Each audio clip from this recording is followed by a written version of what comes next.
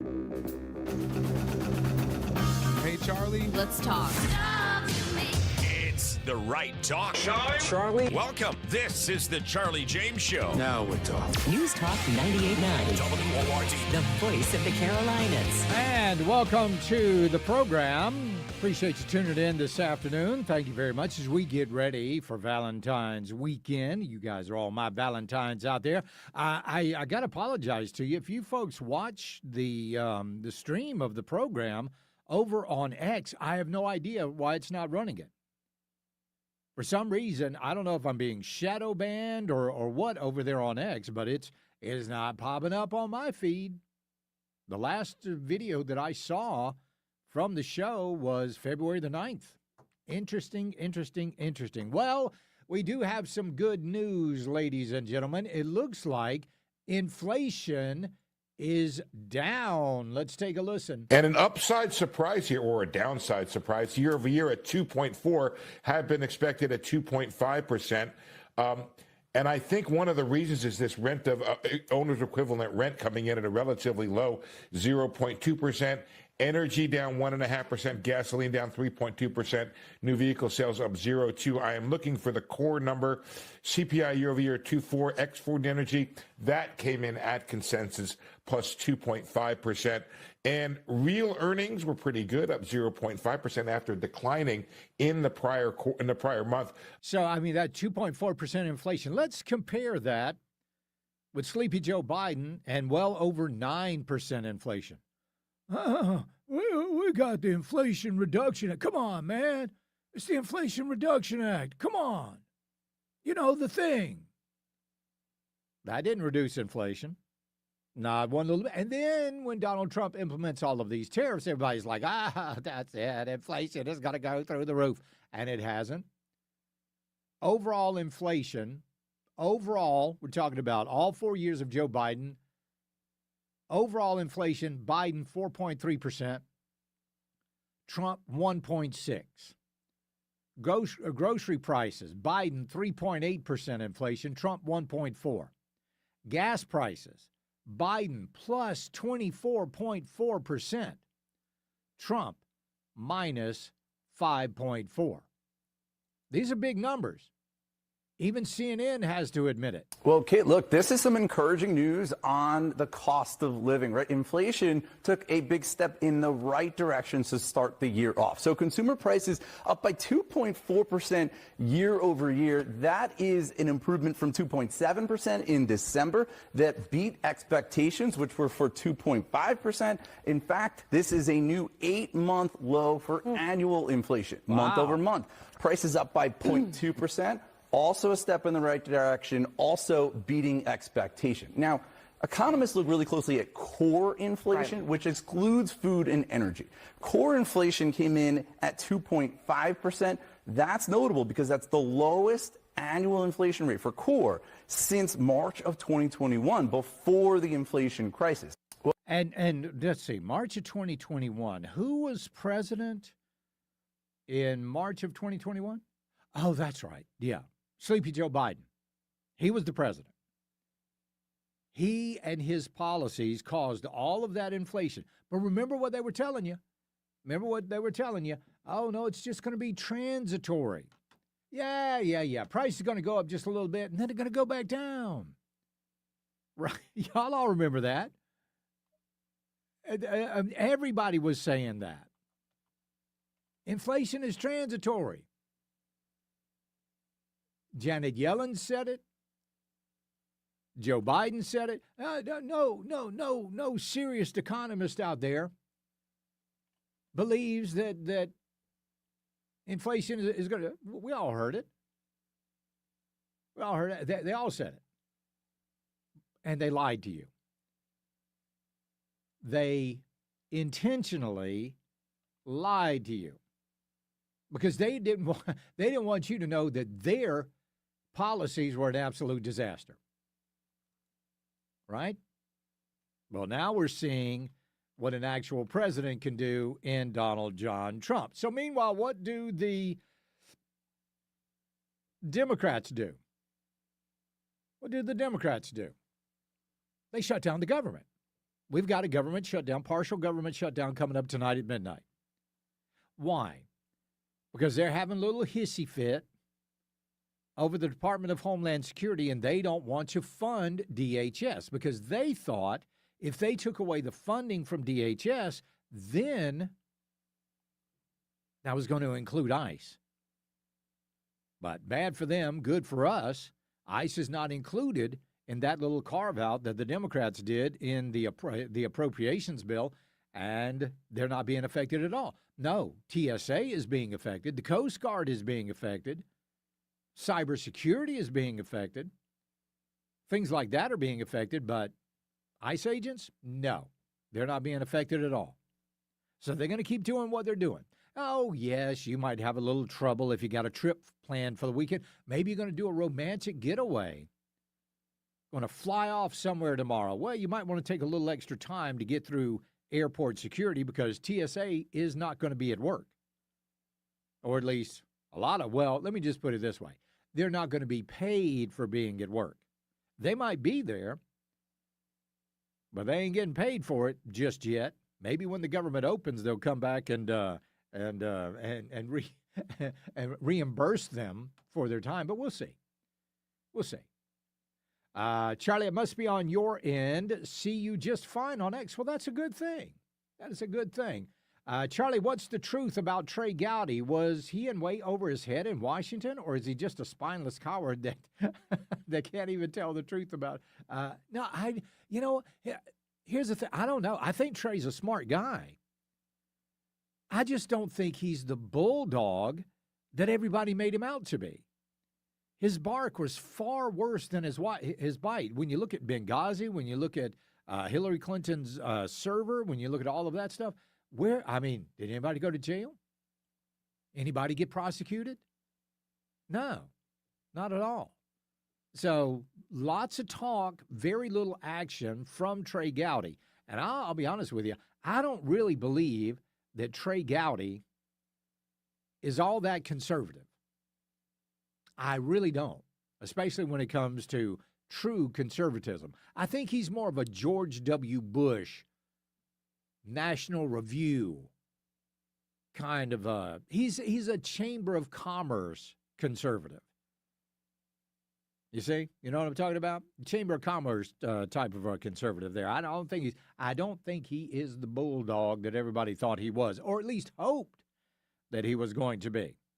Well, speaking of that, speaking of great disappointments, if you guys are filling out your taxes, you're going to notice something that I and many other people just assumed. We all assumed that the state of South Carolina was going to go along with all of the tax deductions in the one big, beautiful bill. But surprise, surprise, we're not. We'll have that coming up for you next. It's the Charlie James Show. News Talk 98.9 WORD, the voice of the Carolinas. Eyewitnesses wanted. When you see news, email news@989word.com.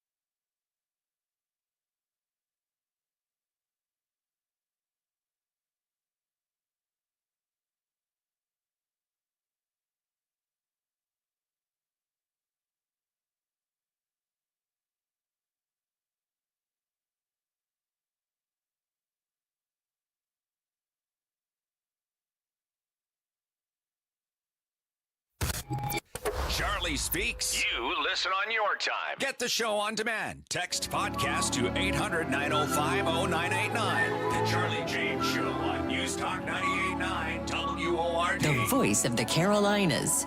All right, we all remember the big, beautiful bill. I mean, it was like it was labeled as one of the most significant pieces of legislation that has been passed in years in Washington. Republicans voted for it. Republicans and Democrats voted for it in the Senate. The one big, beautiful bill. This was the same bill that gave us so-called no tax on tips, no tax on overtime, no tax, all of these, seniors get a break, everybody gets a break. And you probably thought, just like I did, you probably thought that here in supposedly ruby red South Carolina, a deeply Republican state, you would have thought that our state was going to go along with the big, beautiful bill. But you heard about these other states that weren't. You heard about New York not going along with the bill, and you thought, oh, I can't believe they're doing that. And then you hear about, Minnesota, they're not going along with it. Maine, New Hampshire, they're not going along with it. And you think, oh, these blue states are not going along with the big, beautiful bill. You ready to be shocked? We're not either. South Carolina, supposedly ruby red South Carolina, conservative South Carolina, we're not going along with those tax cuts. This is from, who is this? Blah, blah, blah. MBF. South Carolina taxpayers will see differences between their federal and state tax filings this year due to the state's decision not to adopt changes from the federal One Big Beautiful Bill Act. South Carolina's conformity to the Internal Revenue Code ended in 2024, meaning the state no longer automatically adopts federal tax law changes. The state legislation has not passed any new laws to implement the same changes and deductions available at the federal level. In a conformity letter from January 30th, the state said it will not implement specific deductions, including qualified tips, overtime, and passenger vehicle loan interest. Liberty Tax franchise owner Susan Vattel said these deductions will impact service members' filings the most. So the big ones that we're seeing in South Carolina is not doing the no tax on tips and overtime, so they're adding that back into your income. Seniors may also be impacted due to the states not implementing the senior deduction. Thank you so much, Columbia. South Carolina has its own deduction for seniors, so they'll see little to no difference from the past years. Vattel expects those impacted to see differences between federal and state calculations. People are having a lower tax liability and having a higher one in South Carolina because they're adding back in the tips and the overtime. While legislation can be voted on, Vattel recommends taxpayers file as soon as they can. I still think everyone should file as soon as they can, because waiting, we're just never sure if they're going to do it or not. They haven't voted on it. They haven't even done anything on it yet.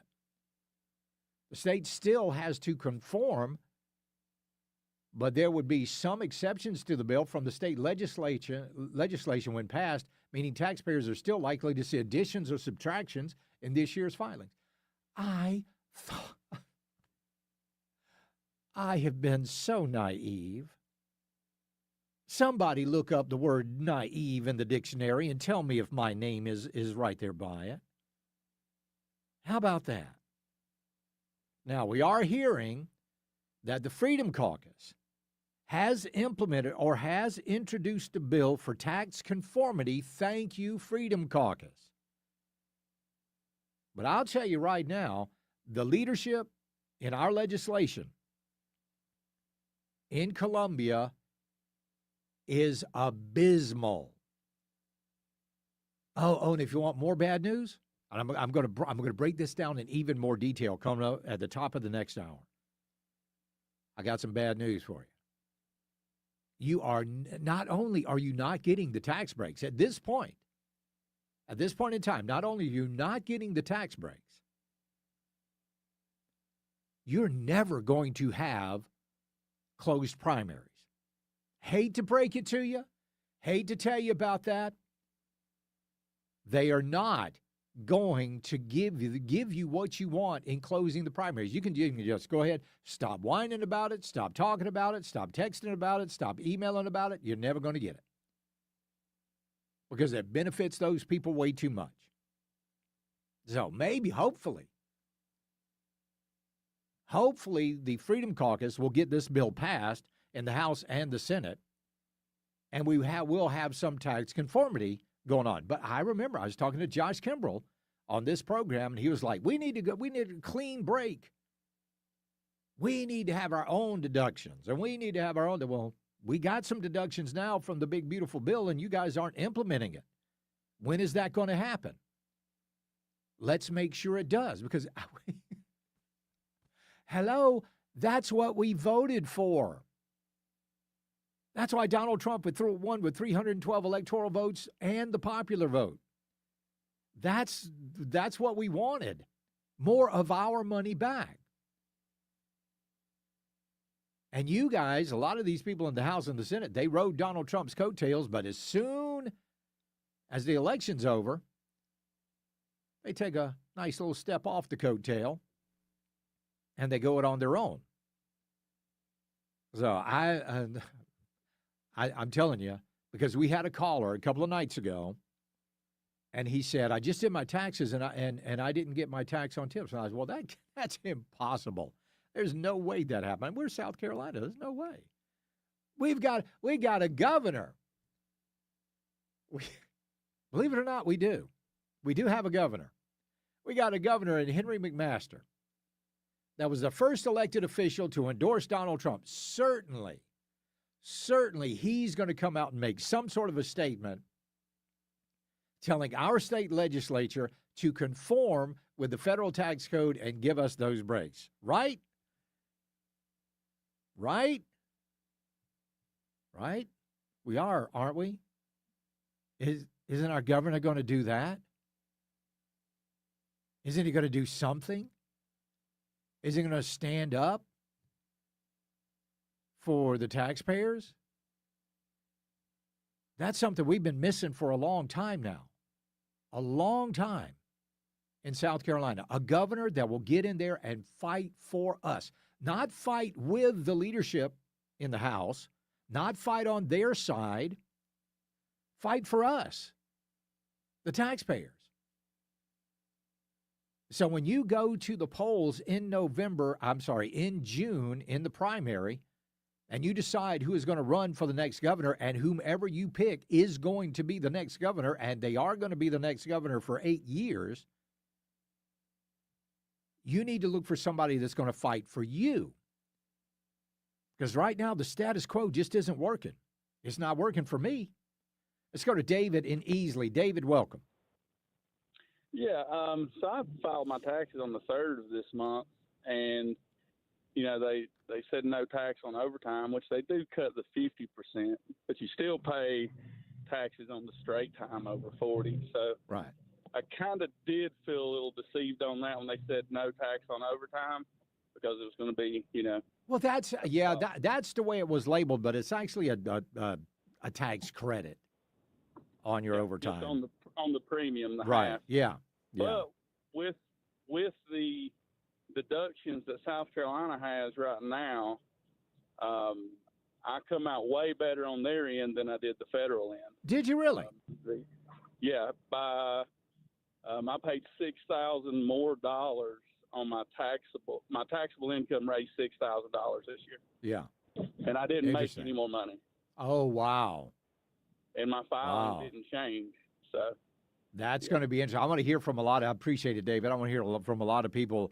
Already got your taxes done. That's pretty amazing. No, not us. Of course, we're going to be filing another extension this year, just like we do every year. But I want to hear from you folks that have filed your taxes, maybe got them all compiled. Let me know, how are you making out? And will the state legislature adopt these changes? We will have to see. And again, coming up, top of the hour, I am making a prediction that you are not going to get a closed primary in South Carolina, and I'll tell you exactly why. We'll update you on the SAVE Act, what's going on with that. We got more people that are signing on to this thing. But when we get back, we're going to have a little bit of an update on the Nancy Guthrie case. A little more information for you. We'll be right back. It's the Charlie James Show. News Talk 98.9 WORD, the voice of the Carolinas. While others talk rough, Charlie stays smooth, like a perfect putting green. News Talk 98.9 WORD, the voice of the Carolinas.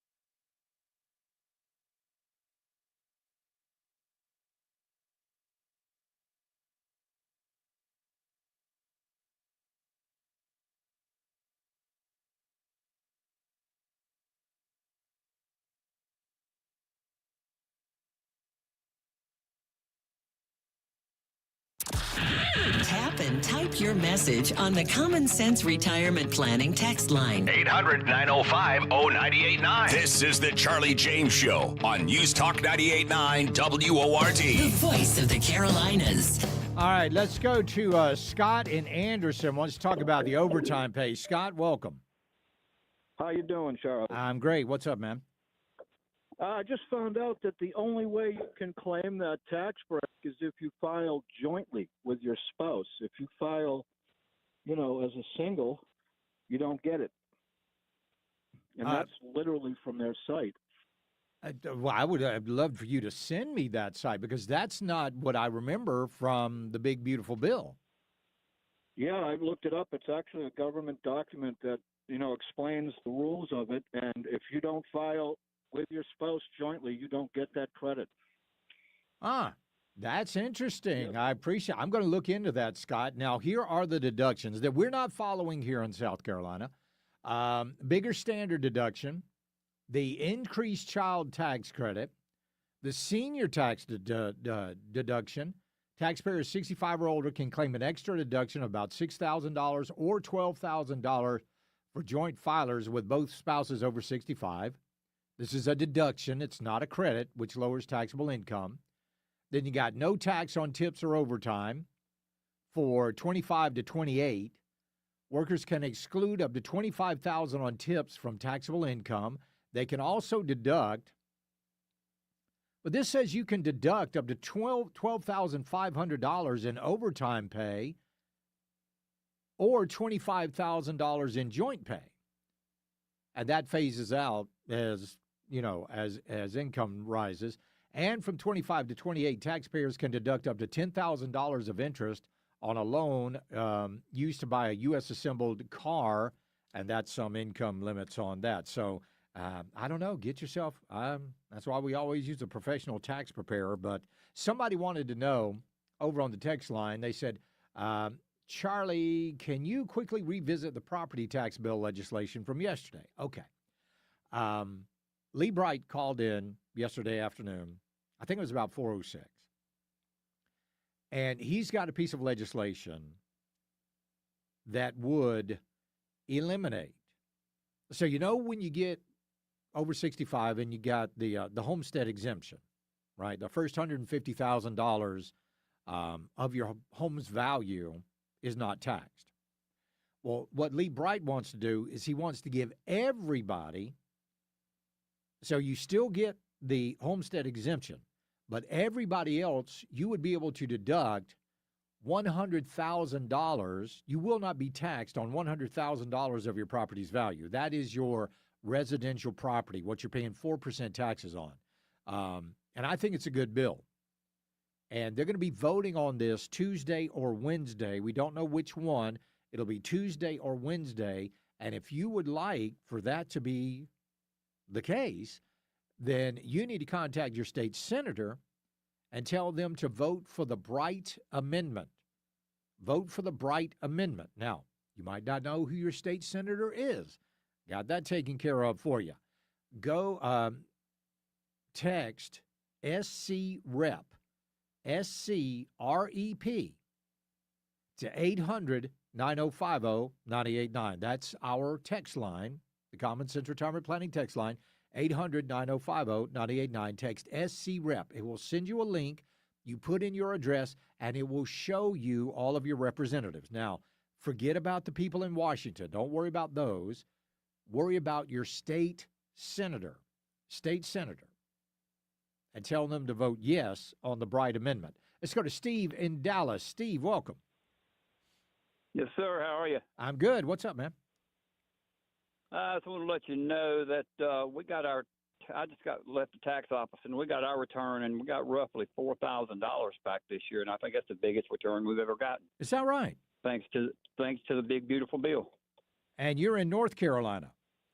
Yeah, Dallas, North Carolina. So I was just wondering, does North Carolina go along with the federal tax code? Because apparently we don't here in South Carolina. Yes, they do. That's a good payday for you. It made a big difference. Yeah, absolutely. Steve, I appreciate it, buddy. Thank you very, very much. So pretty interesting what's going on. But hopefully, now again, the Freedom Caucus has proposed legislation to go along with these federal tax cuts. And, of course, I got people on the text like, oh, what about when the Democrats get in office? You know what? If we do what we're supposed to do, then we shouldn't have to worry about Democrats taking over for a long time. But if we don't do what we're supposed to do, we've got some very big concerns coming up. And we'll lay some of that out for you coming up in the next segment. All right, Nancy Guthrie, that disappearance, I got a question for you. And I don't know how to put this delicately. But we're talking about a woman that has been 84-year-old woman who has now disappeared for 11 days now. Needed heart medication. Blood at the scene. 11 days. Are you guys kind of thinking the worst like I am? Because I'm thinking the worst right now. Because in all of this time, one of the first things they always ask for in a kidnapping case is we need proof of life. You need to show us that she is alive in some way. And as far as we know right now, we don't have that. We don't have that information. At least not according to the Pima County Sheriff's Office. Now, the weird thing about this is you've got the FBI out there under Kash Patel. The FBI deals with kidnappings multiple times a year. But the Pima County Sheriff's Department is not sharing information with the FBI. That, to me, is weird. These people ought to step aside and tell the FBI to come over and take over that investigation. Because it's pretty obvious. I mean, right now, they've literally got no leads that we know of. We have no idea what's going on with this thing. There's a bunch of maybes. There's a bunch of, they just put a perimeter. They just started searching ring cameras from I believe a 2 or 5 mile perimeter around Nancy Guthrie's house. I watched the first 48. It's one of my favorite shows. That's usually the first thing they do. That's that's usually the first thing they do. They start checking ring cameras all around the area. So pretty interesting. Let's go to Kevin in Greenville and talk to him. Kevin, welcome. Hey, Charlie. Hey, I started doing my taxes last Friday, and I had to hold off because they said that my work was supposed to send me a letter with the amount of overtime that I had accrued that was non-taxable. So Saturday, I got that letter, and I was originally going to pay $3,000 to the federal, and I have a daughter that's with my child tax credit and everything. Right. And when I punched in that overtime money, they have to pay me $3,000. Oh, that's a big difference. Yeah, and I'm not married, but I do have a daughter. Wow. That's, well, good for you. That's a heck of another good payday. Good job, Kevin. Let's go to John in Spartanburg. Welcome, John. How are you? Pretty good, Charlie. How you doing today? I'm doing great. What's up, man? Well, about God might have answered my question. But what I was curious about on your overtime, how do you know how do you turn your overtime in? Well, it's like the last caller said. Doesn't your employer, aren't they supposed to send you a document with your overtime? I don't know. My employer ain't sent me none except W-2s.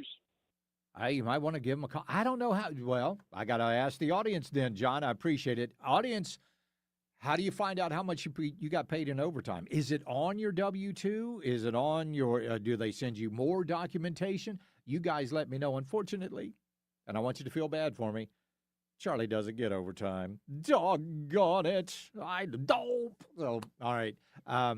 Yes. Yeah.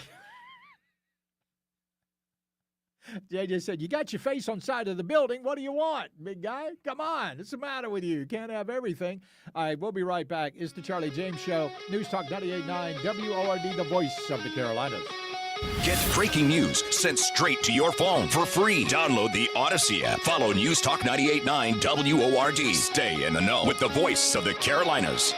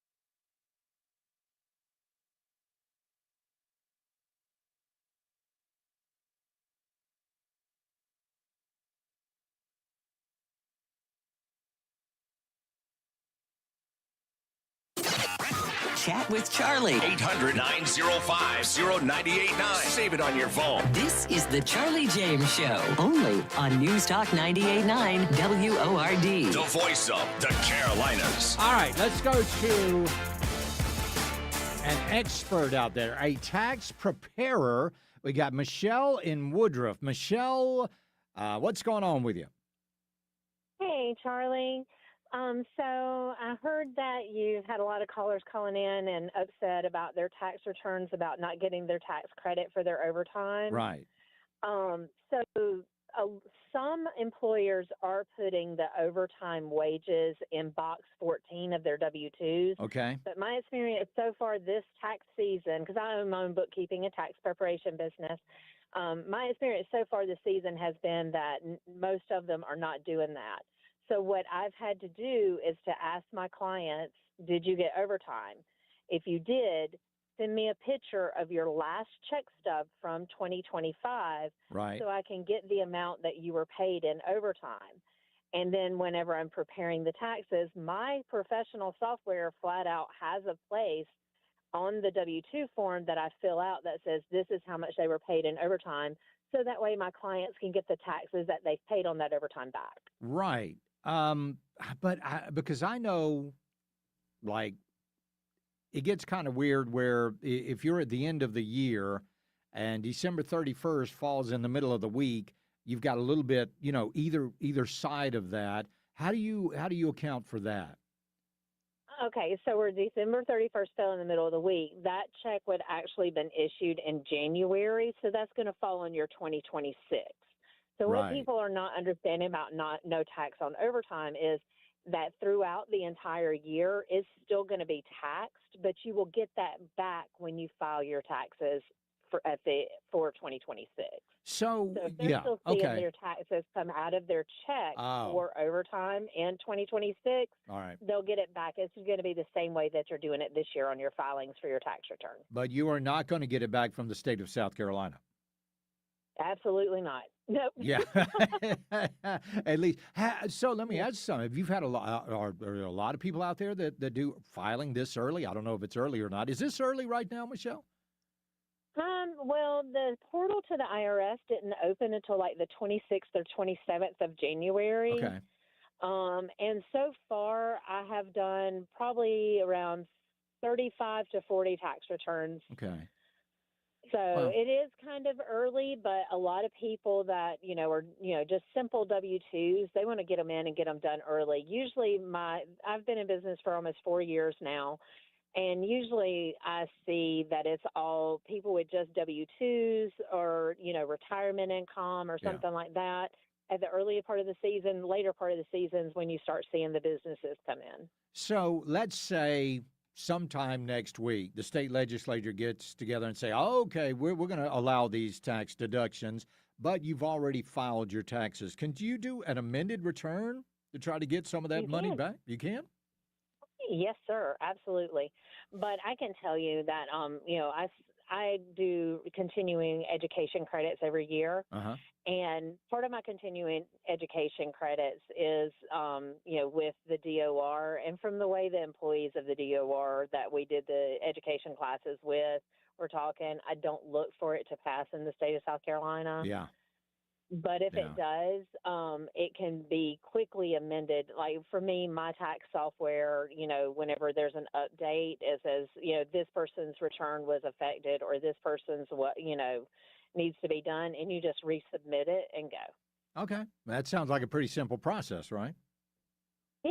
Yep. Well, if you have professional software, yes. If you're doing it on your own out there in TurboTax land and everything, it might be a little bit more of a process. But that's where, going to a professional tax preparer is always the best option. That's what my wife and I always do. I appreciate it, Michelle. Thank you, because it involves math. And we all know Charlie don't do math. Let's go to Daniel in Marietta. Daniel, welcome.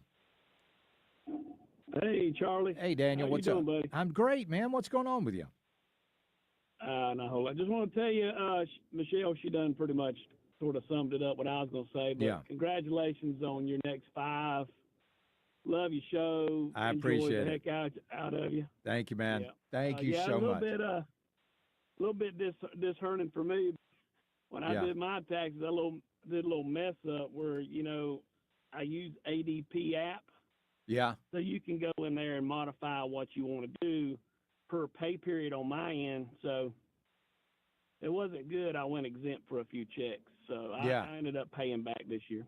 There you go. There you go. All right, I appreciate it, Daniel. Thank you, buddy. Let's see. Charlie had almost 10,000 in half last year, so I usually have to pay $500 to the IRS. This year, I got back $2,300.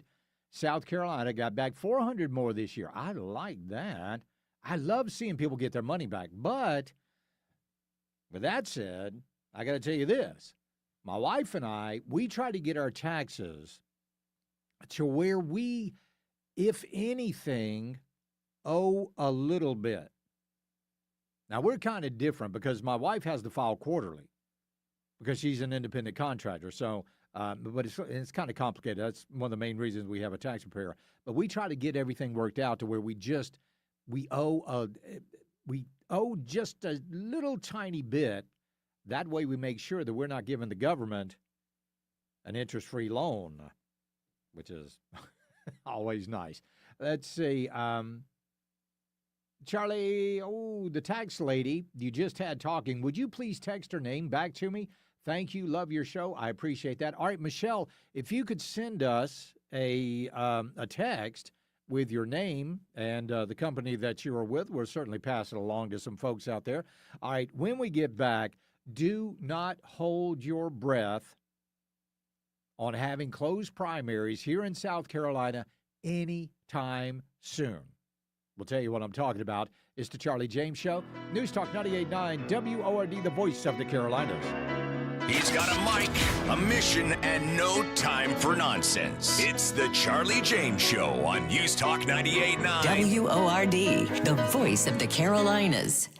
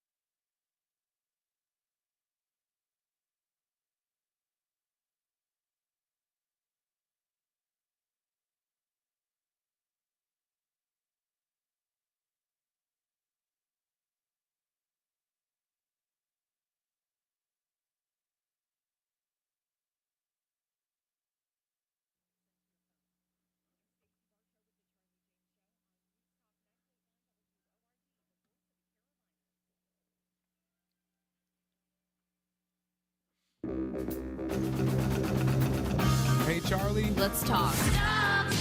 It's the right talk. Charlie? Welcome. This is the Charlie James Show. Now we're talking. News Talk 98.9. WORD. The voice of the Carolinas. I pledge allegiance to the flag of the United States of America and to the republic for which it stands, one nation, under God, indivisible, with liberty and justice for all. Oh, beautiful for spacious skies, for amber waves of grain, for purple mountain majesties above the fruited plain. America, America, God shed his grace on thee and crown thy good with brotherhood from sea to shining sea. America is back. Yes, sir. And welcome back to the program. Well, for 20 years now, the voters of South Carolina have had a real problem. And that problem is open primaries. We, especially Republicans, do not like the fact that Democrats are crossing over and voting in Republican primaries to try to make sure that the weakest or the rhino Republican wins, and then that person can go on to the state house or the state senate or the governor's mansion or whatever it is. There's been a thing that the Democrats, they even, with that race with Diane Mitchell, they were the race with Lee Bright, they were calling for Democrats to go vote in those primaries. They were calling for that to happen. So we've been screaming to close our primaries. Register by party here in South Carolina. Well, there was an op-ed that was written in the Post and Courier, and this op-ed is from Weston Newton and Jay Jordan. I want to read it to you, okay? South Carolina is once again debating whether to change how we conduct primary elections. At issue is whether our state should continue its long-standing open primary system, which allows any registered voter to choose which party's primary to vote in, but only one, or impose a closed primary that will require voters to register by party in advance before participating. Before lawmakers rush toward a decision, there's a simple question we should answer first. What do Republican voters actually want? Recently, listen to this.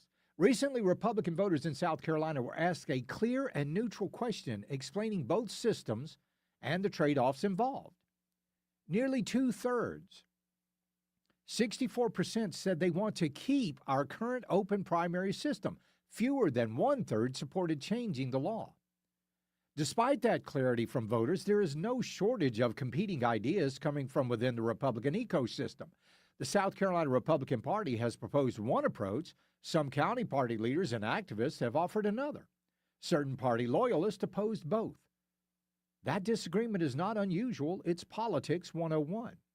When it comes to election law, disagreement alone is not a reason to legislate. Changes of this magnitude should occur only when there is clarity about the goal, agreement on the method, and confidence that voters understand and support the outcome. None of these conditions currently exist. At this moment, Republican leaders across the state are not aligned on a single proposal, and Republican voters have not asked for change.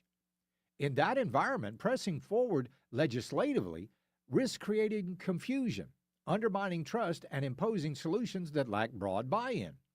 A more responsible approach is to slow down, allow party leaders and activists to work through their differences, and give Republican voters a clear and neutral opportunity to weigh in themselves before the General Assembly acts. Attempting to move major election law changes forward in the absence of consensus among voters, party leaders, or even the branches of state government charged with implementing the law is putting the cart before the horse. So, all right, hold on. And it goes on, blah, blah, blah. So he says there's no consensus. Weston Newton and Jay Jordan, they say there's no consensus as far as closing the primaries. Well, I disagree. I disagree heavily. Because you see, there have been questions on ballots. In the 2018 June primary, the question was on there. Should we close the primaries or something close to that? Boiling it down, that's what it said. Should we have closed primaries in South Carolina? 83% of voters said yes. 83%. Sorry, Weston Newton, that sounds like a consensus to me. But it wasn't an anomaly. In the 2020 June primary, the same question was asked. 85% said yes, close the primaries. In the 2022 June primary, 84% of people said yes, close the primaries. And a public policy poll that was taken back in February of 2024 said 73% of South Carolina voters want our primaries closed. I don't know what this 64% against number Weston Newton has. I don't know where he gets that. I don't know where him and Jay Jordan, I don't know where they're pulling that number out of. But the vast majority of voters, Republican voters in South Carolina, they want our primaries closed. Governor Henry McMaster has already stated his opposition to closing primaries, citing concerns about creating unnecessary barriers for voters. Yank, yank, yank. He's made it clear he would veto legislation that restricts access to the ballots. Thankfully, he's going. The South Carolina Senate has indicated it would not take up the issue. No kidding. Yeah, we know. So, oh my goodness. So when I tell you, and we get all worked up about, 3311 and 3564 and all of these bills, listen, folks, you're not going to have it. You are not going to have it. This current state legislature is not going to give you a closed primary. But I've got some good news for you. If you show up, and if you show up in numbers greater than 13.5%, if we talk about a 35, 40, 45, 50% voter turnout, you can kick these clowns to the curb. You can get them out of there. But it's going to take everybody voting. And I'm talking about in huge numbers. Now, the only people I can speak to are the people in this broadcast area. That's it. We got millions of voters here in South Carolina. These people need to be getting everywhere they possibly can and telling people to go out and to vote, because they're not going to do it. And if they're not going to do the job that 83, 84, and 85% of the South Carolina voters want, it's time for them to go. Let me rephrase that. It is long past time for them to go, because they've been the ones benefiting from the open primary system here in South Carolina. That's the only reason they're in those seats that they're in right now. We'll be right back. It's the Charlie James Show. News Talk 98.9 WORD, the voice of the Carolinas. This is the Charlie James Show. The right talk. Now more than ever on News Talk 98.9 WORD. The voice of the Carolinas.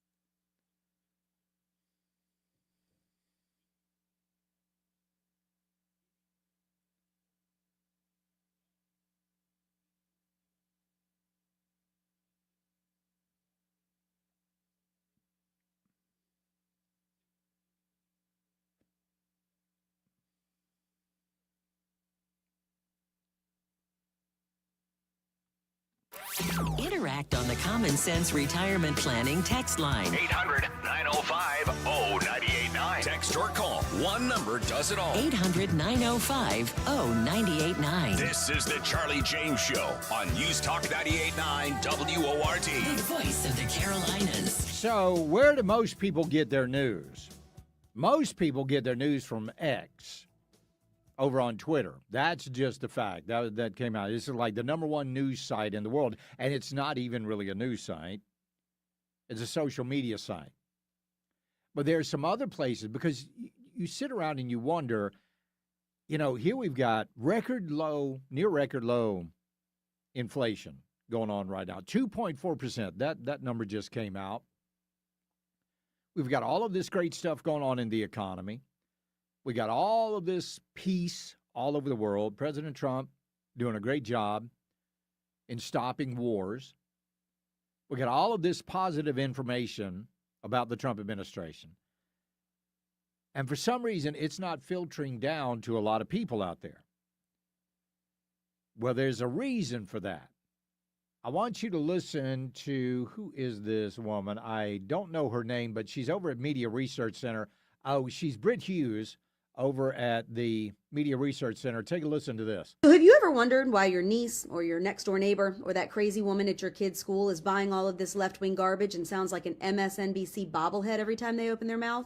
Here's why. More than 140 million people use the Apple News app every month, making it one of the most popular news apps in the world. So it matters what stories go on it. We at the Media Research Center analyzed more than 600 articles featured in the Apple News morning editions in the month of January, which is one of the app's most high-traffic time slots. Of those, 440 were from left-wing rags, like the AP, NBC, the Washington Post, and the New York Times. All of them painted the Trump administration's foreign and immigration policies negatively. Not one single article from a right-leaning outlet or perspective like Fox News or the New York Post was featured.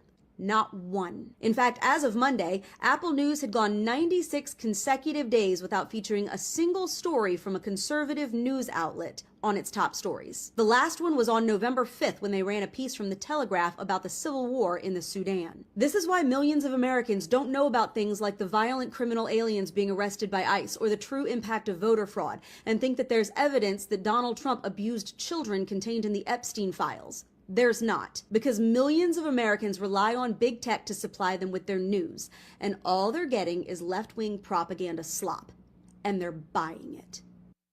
Yep, they are buying it. Hook, line, and sinker. But it's not just what the news is. It's what news are they putting out there? What information are the folks? Here's Apple News. My goodness, I thought, what's his name from Apple? I thought he was real big on Donald Trump. Oh yes, they're going to do all of this investment, but that Apple News app is absolute garbage. They're not reporting the good stuff, and here's the thing: they're not gonna report the good stuff. Because their ideology matters more to them than anything else. Please understand that. Their ideology matters more to them than morality. Their ideology matters more to them than journalistic ethics. Their ideology matters more to them than the truth. What Joe Biden say? Well, we got to have facts over truth. We got to have facts over truth.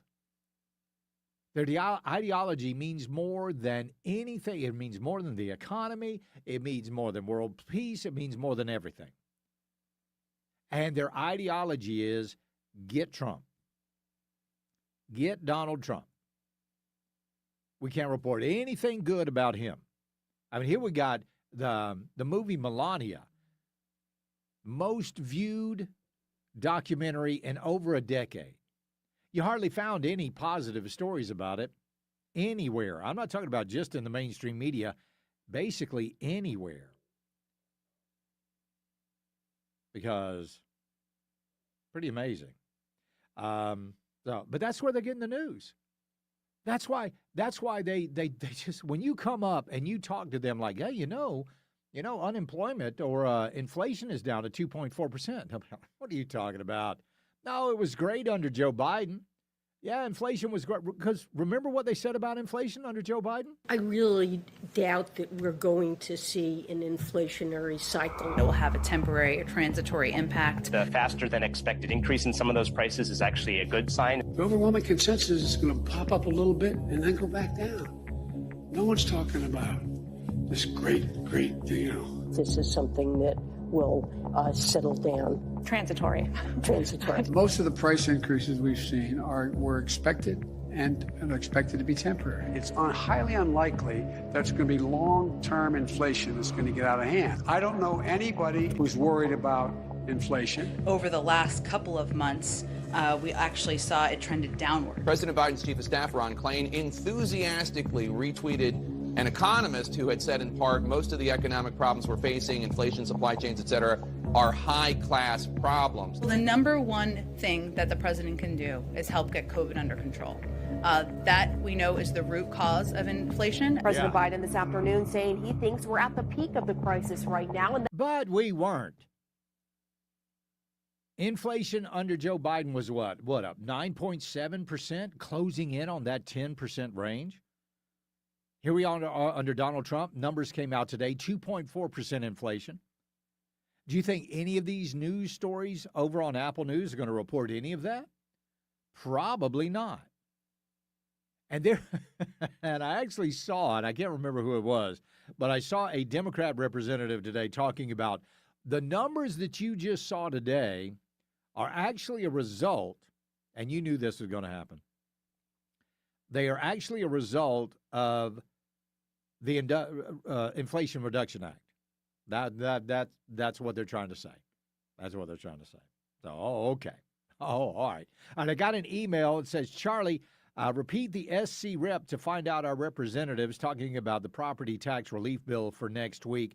So Lee Bright has got an amendment to give everybody, now the homestead exemption stays, but it would give everybody a 100% or $100,000, basically the first $100,000 of your property value, it will not be taxed. And that's a good thing.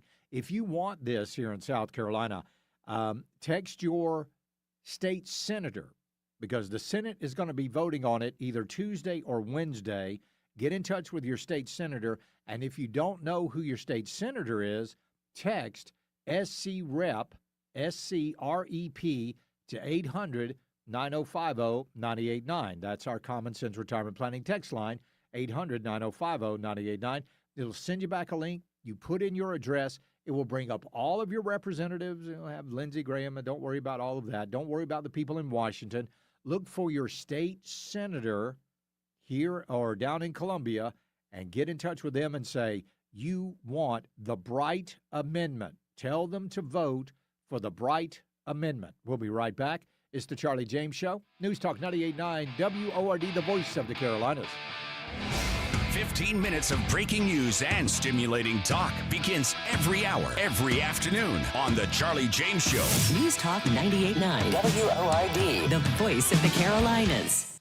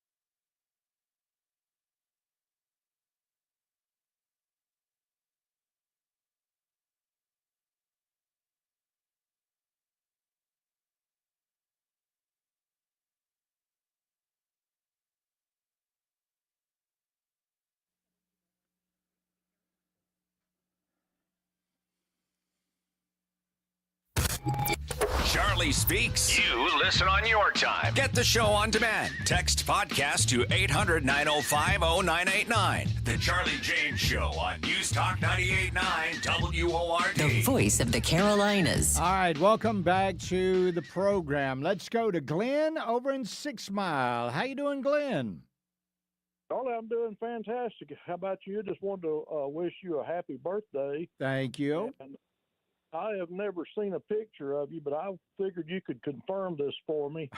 I have been told that all pretty babies are born in the month of February. Is that true? That is, yeah, that's a scientific fact. Absolutely, yeah. Yeah. My birthday was just a couple of weeks. Matter of fact, last weekend. Well, so. happy birthday to you, Glenn. Happy birthday, buddy. I appreciate that. Thank you. Yes, my birthday's coming up on Tuesday. So looking forward to that. Yeah, oh boy. I've been looking forward to my birthday cake. My wife is going to get me. Oh, well, get me. She's going to make me. She bakes that cake. So looking forward to that. Yep, 62. I will be 62 coming up on Tuesday. All right. We've had a little fun during the show today, but now it's time to get down into the nitty-gritty. And I got a poll question for you over on the text line. And it's very simple. Should Pam Bondi stay or go as Attorney General? Should Pam Bondi stay Attorney General or should she go? Text either stay or go to 800-905-0989. Should Pam Bondi stay or go? That's what I want to know. Now, what we're talking about is really the unbelievable mishandling of this Epstein case. And let's just take you back to kind of the beginning when they were talking about the Epstein files. I know we're going to release the Epstein files, and Trump told them to release the Epstein files. And then Pam Bondi said over on Fox News, she said, oh, I've seen the files and they're horrible. They're terrible. And then she released this folder and everything was redacted. And then she's made other comments in there. But I was not. Now, the way she fought back against some of those Democrats in Congress a couple days ago, I thought that was good. But what I didn't get was a whole lot of answers from Pam Bondi. And when they asked her if she had apologized to the victims that were in the room, she kind of didn't answer that. But she did apologize to them at the beginning of that hearing. Okay, she just didn't apologize to them individually. So here's my big question, though. Why haven't you talked to all of those alleged victims? Why haven't they been, brought in and questioned about what happened and what appears in the Epstein files? Is there an investigation going on into some of these people that are mentioned in these files? That's what I would like to know. And that's what I think we deserve to know. Now, I'm going to reiterate what I said last night. I am hearing from a lot of people, lots of members of Congress, including Nancy Mace, some others, and they are saying, who was it? Lauren Boebert even said this. She was like, there appears to be, there seems to be, it looks like. Well, you can't send somebody to jail for appearances. We even had a Miss South Carolina contestant here in South Carolina that was texting back and forth with Jeffrey Epstein. Does that mean she did anything wrong? We don't know. But you can't assume that.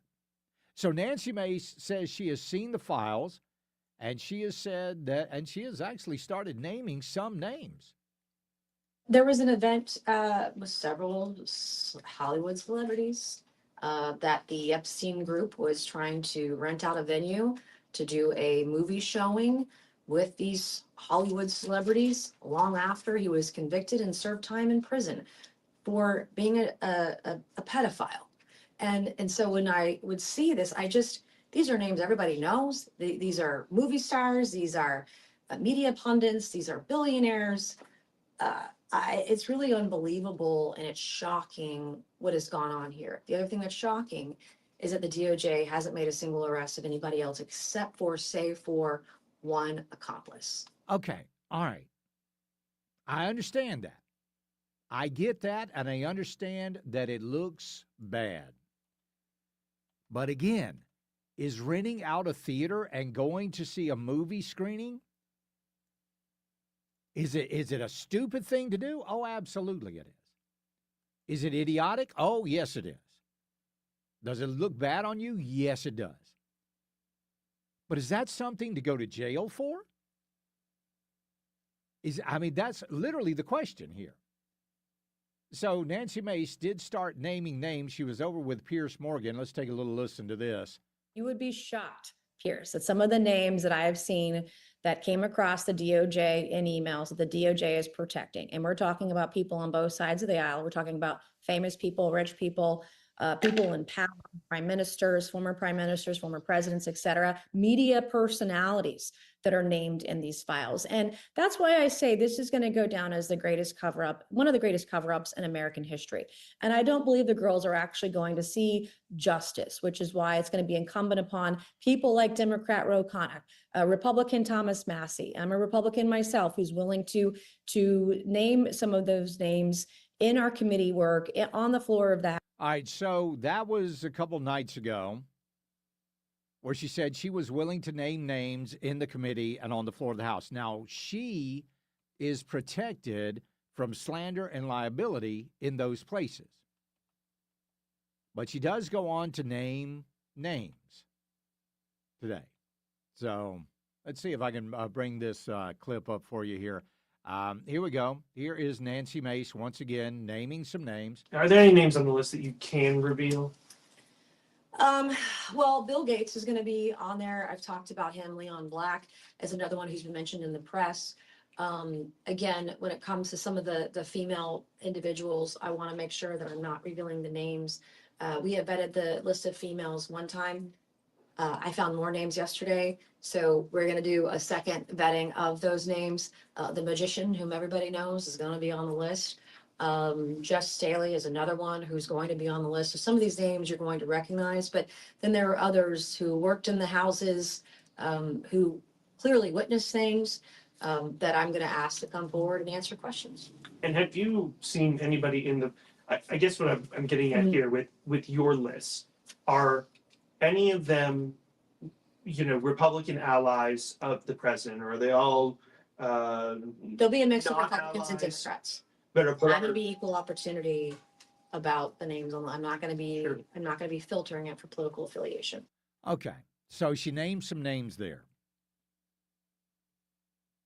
But did you see evidence of a crime? That's why I legitimately want to know. This is a legitimate question. You're naming names. Were these people in the files? And if you're going to throw their names out there, tell us what crimes they committed. Let's go to Crystal in Spartanburg. Crystal, welcome. Hey, Charlie. Quick question for you. So first, I'm all for everyone who's been involved and knew about this being charged. But wait. Let me ask you something. Charged with what? Sure. Whatever they've been proven to be guilty of. That's going to be the hard thing. Do what they need to do. That's going to be the hard part, But proving them guilty. But I think one of the big key things that are being missed here that is provable in the court of law is parental neglect. Where are the parents of these 14, 15, 16-year-old girls, and why are they not being charged with neglect and basically pimping their daughters out? See, that's another thing. I don't know. I haven't seen the evidence of that. Now, you can question, why weren't the parents aware of all of this stuff? But I mean, there's so many accusations going on there, but nobody's showing where the crime was. You know what I mean? I think I would be very aware of my 15-year-old Yes. daughter getting flown to Yeah, Miami you and I and would. then over to Europe. We would. We Yeah. would. You're exactly right. But not everybody's like that, Crystal. So I want to know again the poll, Pam Bondi, does she stay or does she go as Attorney General? We'll be right back. It's the Charlie James Show. News Talk 98.9 WORD, the voice of the Carolinas. Not just chatter, local issues that matter. This is the Charlie James Show On News Talk 98.9 WORD. the voice of the Carolinas.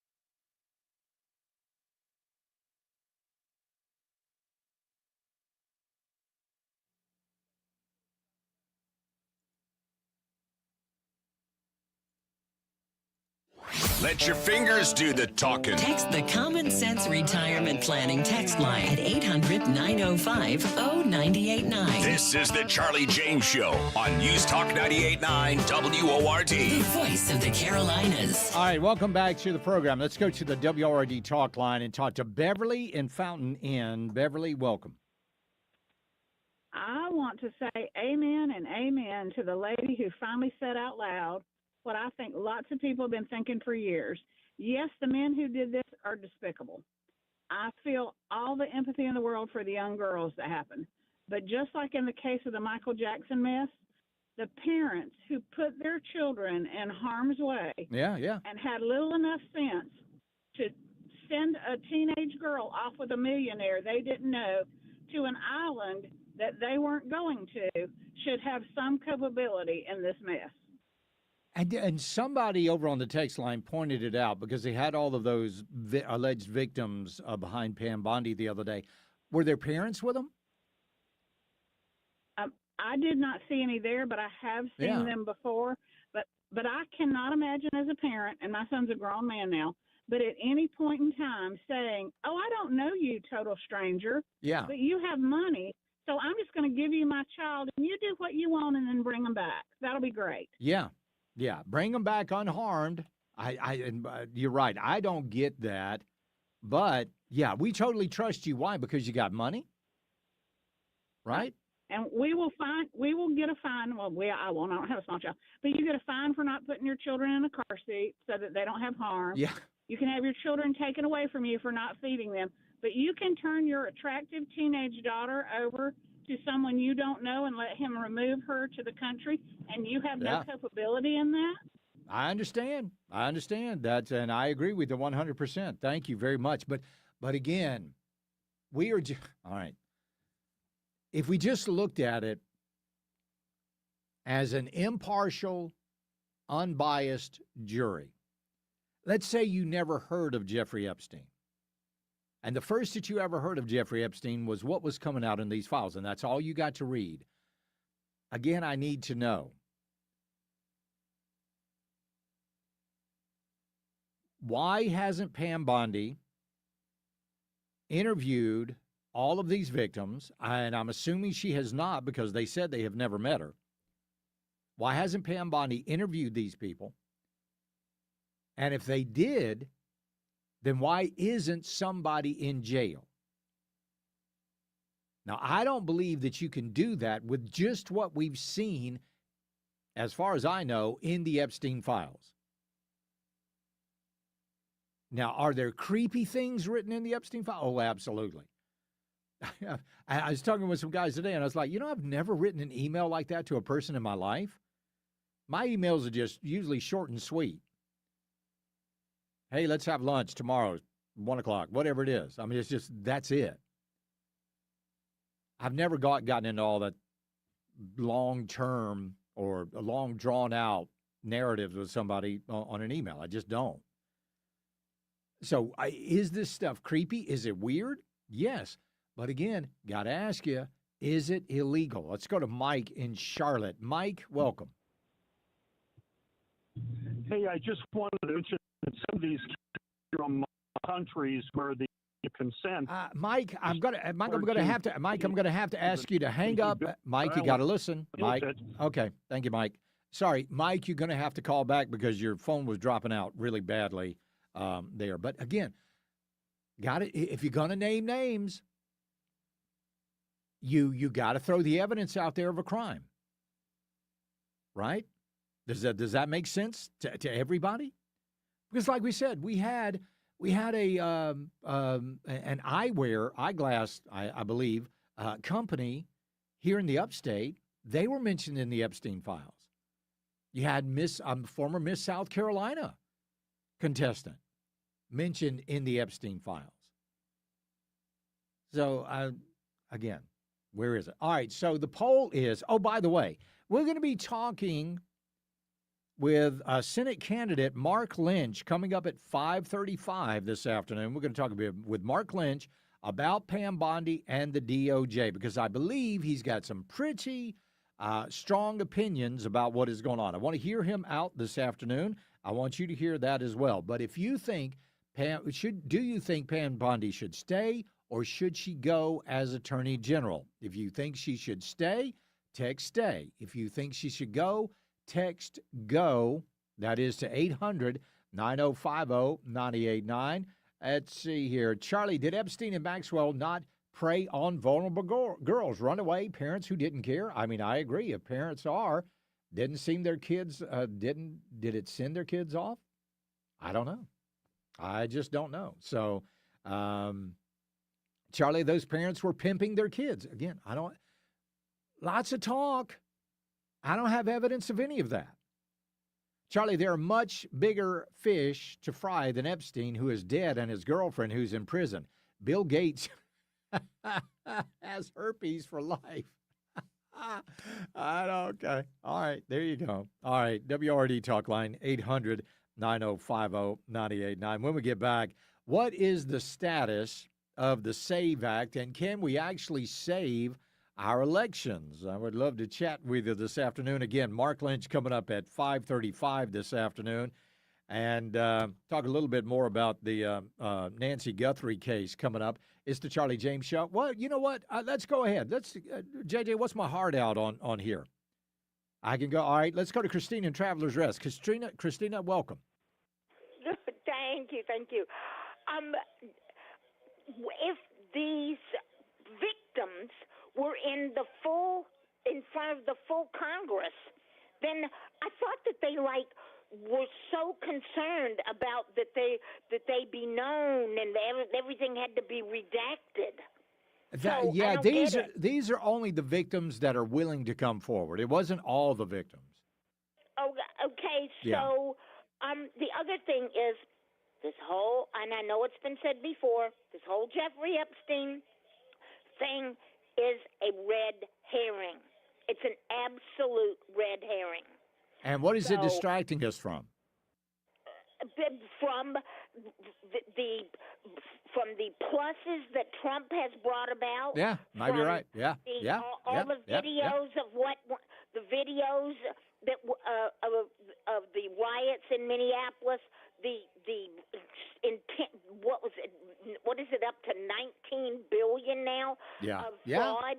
In Minnesota. The whole thing, Christina, and I'm running out of time here, but the whole thing is to try to ensnare Donald Trump in some sort of a web. I appreciate it.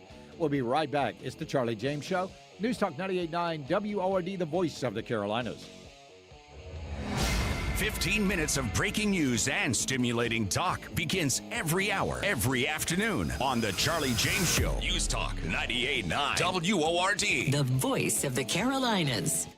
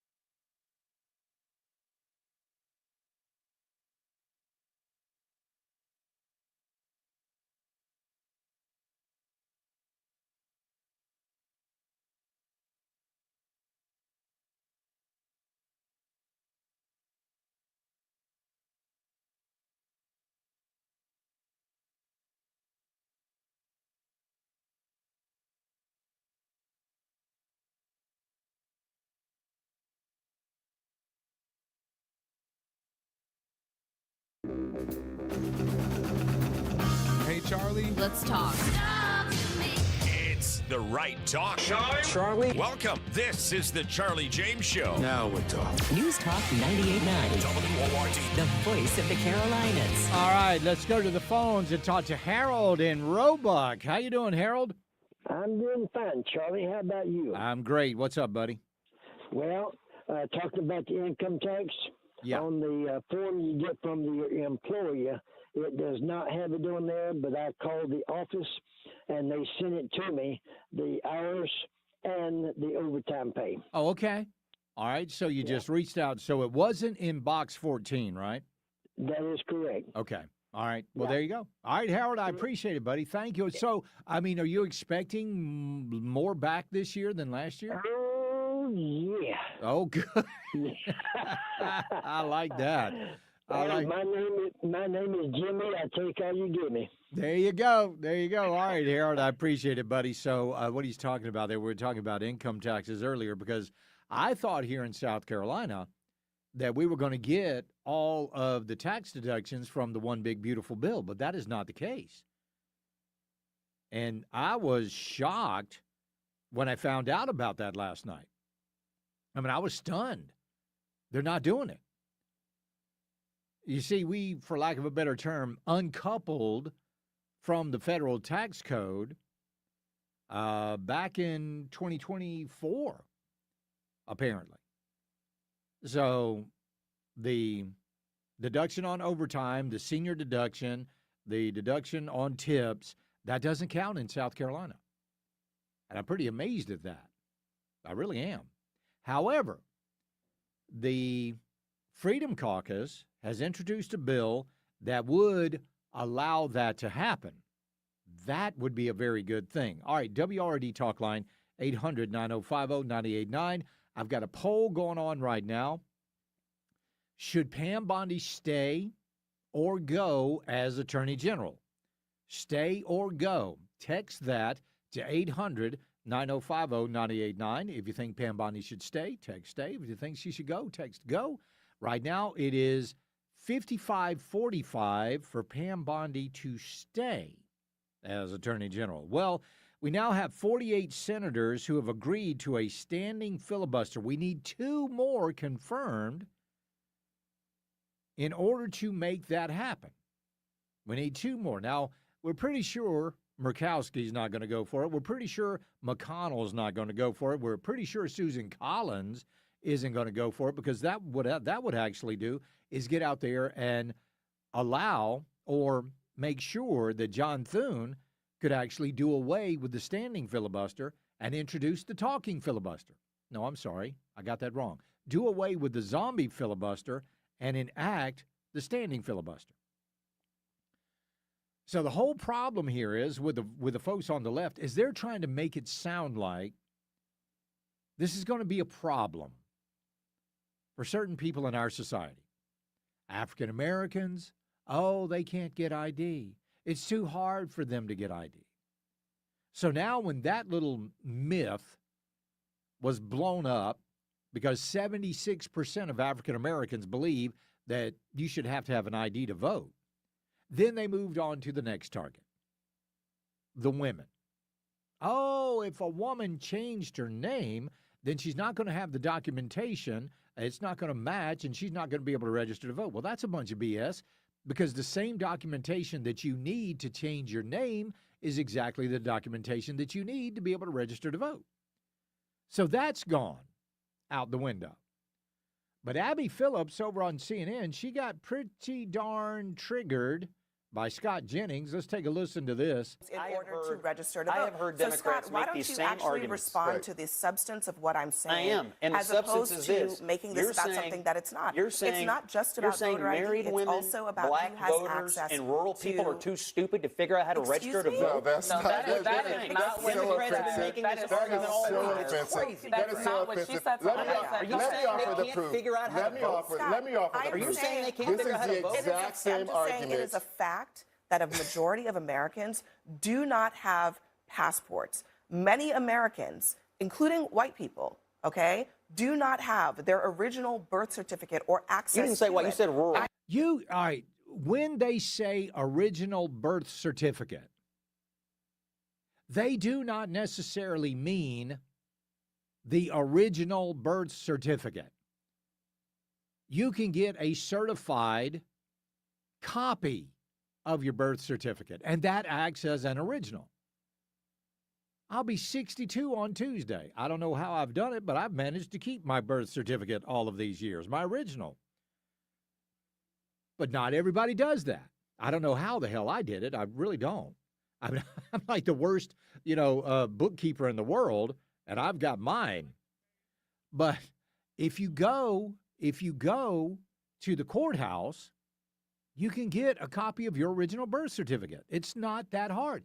And again, I got to remind you, JJ, you ordered an original online? Did you really? Good for you. Yeah. Right. So let's just say how to get your original birth certificate. Yeah, you can do it online. Look at that. You can do it. To get your original birth certificate online, use official government authorized services like VitalCheck or your state-specific Department of Health Vital Records website. You will need to fill out an online form with your personal details, submit a scan of your government-issued photo ID, and pay a fee. It is so easy. So unbelievably easy. You can do that. You can get an original Social Security card, all of that stuff. None of this stuff is hard. None of it. Let's go to Bob and Anderson. Bob, welcome. Yes, sir. How you doing today, Charlie? I'm doing great. What's up, man? I know you're a busy man. I got 4 phone numbers for you if you want them. All right. They're for Murkowski, Collins, McConnell, and Tillis. And I left messages for all 4 of them. They're not our senators here in South Carolina, but it won't hurt. Yeah. For people to put respectful messages on their answering machines. Yeah, absolutely.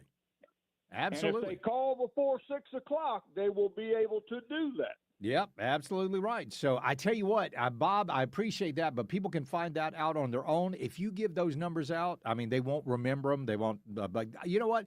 Y'all grab a pen, and Bob, go right ahead. List those phone numbers. Okay, all the numbers start with 202. Right. And then the prefix is 224 for all of them. Okay. Murkowski is 6665. That's appropriate. McConnell McConnell is 2541. All right.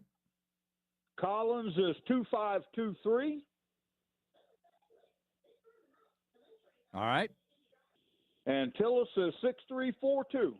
6342. All right. I appreciate it. I thank you, Bob, very much. So, again, it's 202-224, Murkowski 6665, McConnell 2541, Collins 2523, Tillis 6342. Of course, you can always Google or whatever search engine you use and find out all of that information. Let's go to Robert in Greenville. Robert, welcome. Hi, Charlie. How are you today? I'm fantastic, buddy. What's going on with you? Couple things real quick. Personally, I think Pam Bondi should stay. Okay. All right. But this thing with the voter ID, having the proper ID, you know, I'm 69 years old, and ever since I've been voting, when I first registered, all I had to have was a copy of a birth certificate. Yeah. Not the original, but a copy. Right. And my South Carolina driver's license, and I got my voter's registration. Yeah. And I've had no problem for the last 50-some odd years of voting. Yep. And what they're talking about, I think it's a crock of bull. Oh, absolutely. You know? Absolutely. Let things stand like it is. Leave the people alone. Well, yeah. So wait a minute. Get your birth certificate, prove you're an American citizen, and vote. That's it. That's all you got to do. I appreciate it. Thank you, Robert. I want to go to Matt in Charlotte. Matt, what do you think about voter ID? So I'm not sure if you're on Facebook a lot, but they're doing this thing now where they start shoving new groups at you and new people. And I've been seeing a lot of these Democrat politicians, and the message is all the same. They keep saying 69 million women are going to lose the right to vote, blah, blah, blah. Yeah. And it's the same message every time. Right. But they leave out the part where a real ID will get you the right to vote. Ta-da! You don't need a passport, a third cousin's, uncle's, mother's birth certificate. Yeah. But they conveniently leave out these big points of just get what you need and you'll be fine, which almost 90% of Americans really have. And so I would like to be able to punish these politicians for, how do you phrase it, subjectively omitting facts. Yeah, the truth. Lying. They leave out all of these big points of Yeah. you don't only need a passport. Yeah. But they put it out there, and it's so hilarious. And so, yeah, I've been doing the community messages, which you have to submit to Right. be allowed to do.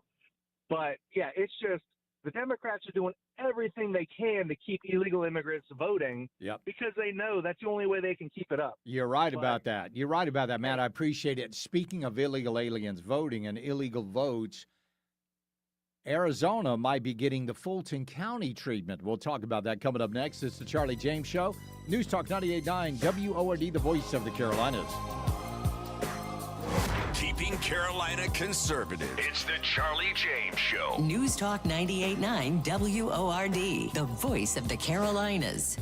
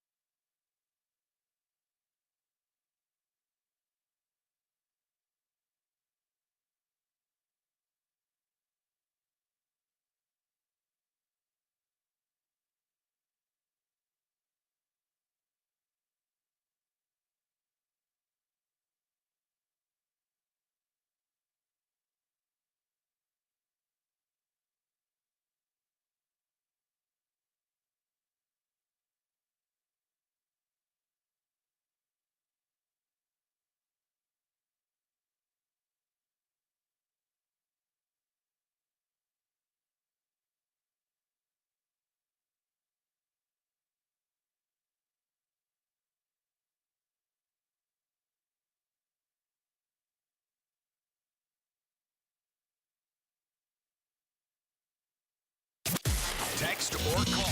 One number does it all. 800-905-0989. This is the Charlie James Show on News Talk 98.9 WORD. The voice of the Carolinas. Let's go to the WORD talk line. We'll talk to Barbara in Anderson. How you doing, Barbara? Hey, Charlie, happy birthday month. And I just wanted Thank to you. say, so I called Murkowski's office. Uh-huh. I called Collins' office. I called, well, a couple of places. Yeah. Anyway, and I told them, so lately they're putting out that not only were they putting out that African Americans weren't smart enough to be able to do it because they're disenfranchised. Some women, I don't know who it was in Congress, was saying that women aren't, able to do it. Like basically we're too stupid. Yeah, I think So that was when I called Murkowski. Murkowski's office, Yeah. and I called Collins. I told them I was really ticked off because if they voted no against the SAVE Act, that means that they're saying that women are too stupid to be able to do it. Yeah. And I would remember that. There you go. Good for you. Good for you, birthday. Barbara. I appreciate it, Barbara. Thank you. Holly is in Landrum. Holly, welcome. Hi, how are you? I'm great. What's up? So I teach American government, which right now is a little bit tough. Yeah. So we were having a debate, or I was having a debate with my students about the SAVE Act, and so I just happened to pull up just what do people need an ID for if you were in lower income and struggling. There are over 60 things that I stated to the kids that pulled up, and it's not things like movies and things like that. Yeah. This is like, it's like WIC and other services. It's transportation things, it's health, there are 60 things that you have to have a state ID for. Yeah. So who's disenfranchised? I don't understand. I don't either. How did your students respond to that? Were they shocked? Yes. Yeah. Yeah, exactly right. Exactly. They don't realize. Yeah, they were like, well, but that's not what they're telling us. I said, I understand that, but this is what is. Yeah, exactly right. I appreciate it, Holly. Thank you for teaching your kids like that. Let's go to Renee in Greenville. Renee, what do you think about voter ID? Hey, Charlie, I'm a long-time listener, first-time caller. Then you get the big beautiful bell. Thank you. No bell like it. It's the greatest bell in the world. Yep. What's on your mind? I'm gonna double what Barbara said. It's that they treat us like we're too stupid to figure it out. And the last time I checked, the last time I got my driver's license renewed, I had to get a real ID. Yeah. And that real ID has a little star on it, and I had to bring my birth certificate, my marriage certificate.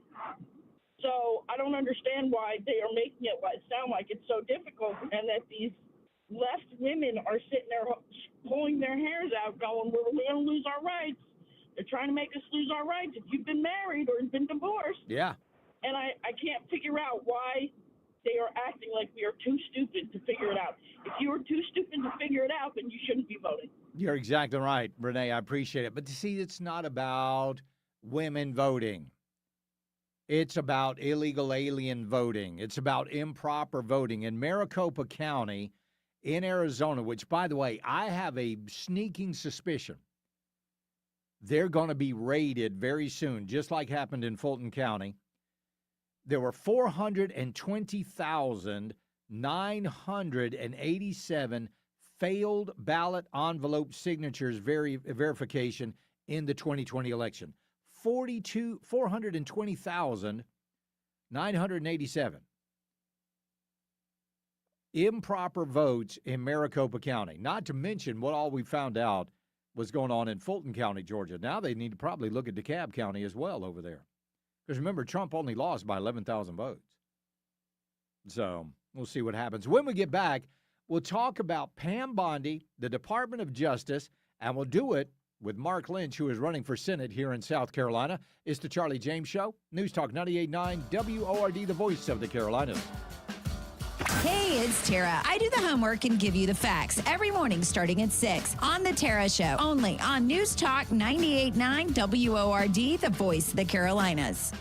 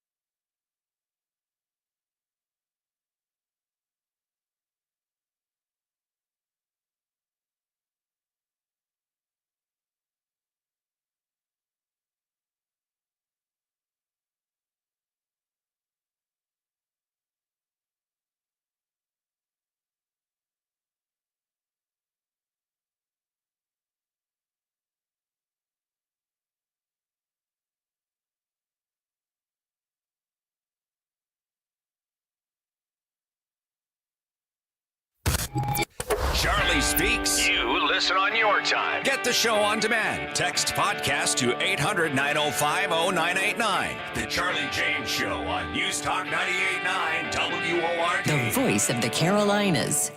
Well, Pam Bondi, the Epstein files, the Department of Justice, been a lot of talk about that lately. Let's talk about it right now with a man who is running for Senate here in South Carolina, Mark Lynch. Mark, welcome to the program. Hope you're doing well. Doing great, Charlie. Thank you for having me on. How do you think this whole thing has been handled? Horrible. I tell you, if we'd have had Matt Gaetz as our Attorney General, all of this would have been over 4 months ago. But we've got a corrupt Department of Justice. Our Attorney General is just speaking to Americans like we're stupid. It's just, she's insulting the intelligence of Americans by, deflecting and saying, look at the stock market. The Dow is up 50,000 points, whatever. Yeah. And if that's what we're thinking about, that's crazy. I'll tell you, like God says in his word, you'd be better off having a millstone. A brimstone. Yeah. Right. A stone wrapped around your neck and thrown overboard than what you're going to deal with me for messing with these children. It's just a shame. But the love of money being the root of all evil, there's too many people connected in all the stuff where they've sold their souls out, and it's fear, and it's just a bunch of feckless people that are letting our country down. When you say that the Department of Justice is corrupt, what are you talking about? Is it just the Epstein files? Is it other things? Well, they're not bringing this into a hearing, and with all the allegations we have and the facts, when Thomas Massey did his presentation in Congress with those 3 boards, I think a lot of people have seen that live video of that. Mm-hmm. He shows the list of victims, and the biggest thing they all asked for was their names not to be revealed, and they left them wide open for the world to see. That was just horrible. And he goes to the second board and shows all the redactions, and then he uncovers Les Wexner's picture, right, and brought all that out. And then on the third board, it's all black. They double redacted it where Congress can't even see it. Yeah, it's called the black redaction and the white redaction. They'll remove the black redaction, but they'll keep the white redaction. I know it looks bad. A lot of it looks bad, but where in these files do you think we actually have proof that a crime has been committed? Well, one of my campaign staffers, we were talking this afternoon about it, and there was a video showing children being tortured, and the CEO of DP World in Dubai, a logistics company, the CEO resigned and stepped down because he admitted, he had been involved in seeing torture videos Epstein sent him. And so we know that's just one of many, many, many evil things that went on with all the involvement of all these people. And so it's time to bring out the truth, and America's not going to let it go. And General Mike Flynn posted on it that we're at a red line, and like a red line in military warfare, that we're not going to accept. And we're at that red line with this Epstein file things, and we're not letting this go. There have been a couple of people I think it was Pam Bondi said something like, if everybody was indicted, it would bring down the world. Okay. I kind of felt the same way. I was like, all right, well, maybe the world needs to be brought down a peg or two. We're talking about members of royalty. We're talking about, according to Nancy Mace, prime ministers, former prime ministers, and things like that. These things have global implications, don't they? That's right. I appreciate Flynn with his documentary that he brought it out. It's about exposing the truth, no matter what the cost. Reveal the truth. And so we got to have people that are willing to do whatever it takes, that aren't worried about their reputation, that aren't worried about losing friendships or big donor pools of money from corporations or whatever it is that are going to fight and allow truth. We're talking about our children. You know, Yes. this is just as evil as it gets. And, you know, God tells us in his word, Charlie, in Proverbs, it's very dangerous to be concerned about what other people think. Satan will use that. We'll keep a secret and go to a grave with it and allow evil to continue on. And Satan's just laughing at us. Do you believe that a lot of this has been done just to try to catch Donald Trump in some sort of a snare? No, I don't believe that. I don't personally believe Donald Trump is involved in anything sexually or whatever. Right. I think maybe he knows people in business and all that he's, you know, concerned about, that it would reveal things about them in a way, and he's concerned about that. I don't know. I hope not. I think Trump's a fighter. He's one of the best presidents we've ever had, and I hope he's not compromised on this or whatever. Right. But it's time for him to, if there has been anything involved in it, that it's never too late to bring out the truth. So do you think Pam Bondi should step down? I think she should be forced to step down. Okay. Unless she will voluntarily. Right. Because she's not doing her job as our attorney general. And we can even go beyond the Epstein files. I mean, they've so-called exposed all of this corruption, all of it's going on in Minneapolis, and all corruption everywhere, all of this stuff with USAID. But we haven't seen anybody in handcuffs yet. Nope. And it makes me wonder about Lindsey Graham. When he was asked about this, he said, "I just don't see anything explosive in this information. I don't believe there's anything there, so we don't need to investigate it." He also, when Susan Collins announced that she was running again for senator, he posted on his Twitter page, "Go Susan, go." She was one of the main people that prevented Matt Gaetz from being attorney general. Yeah. Yep.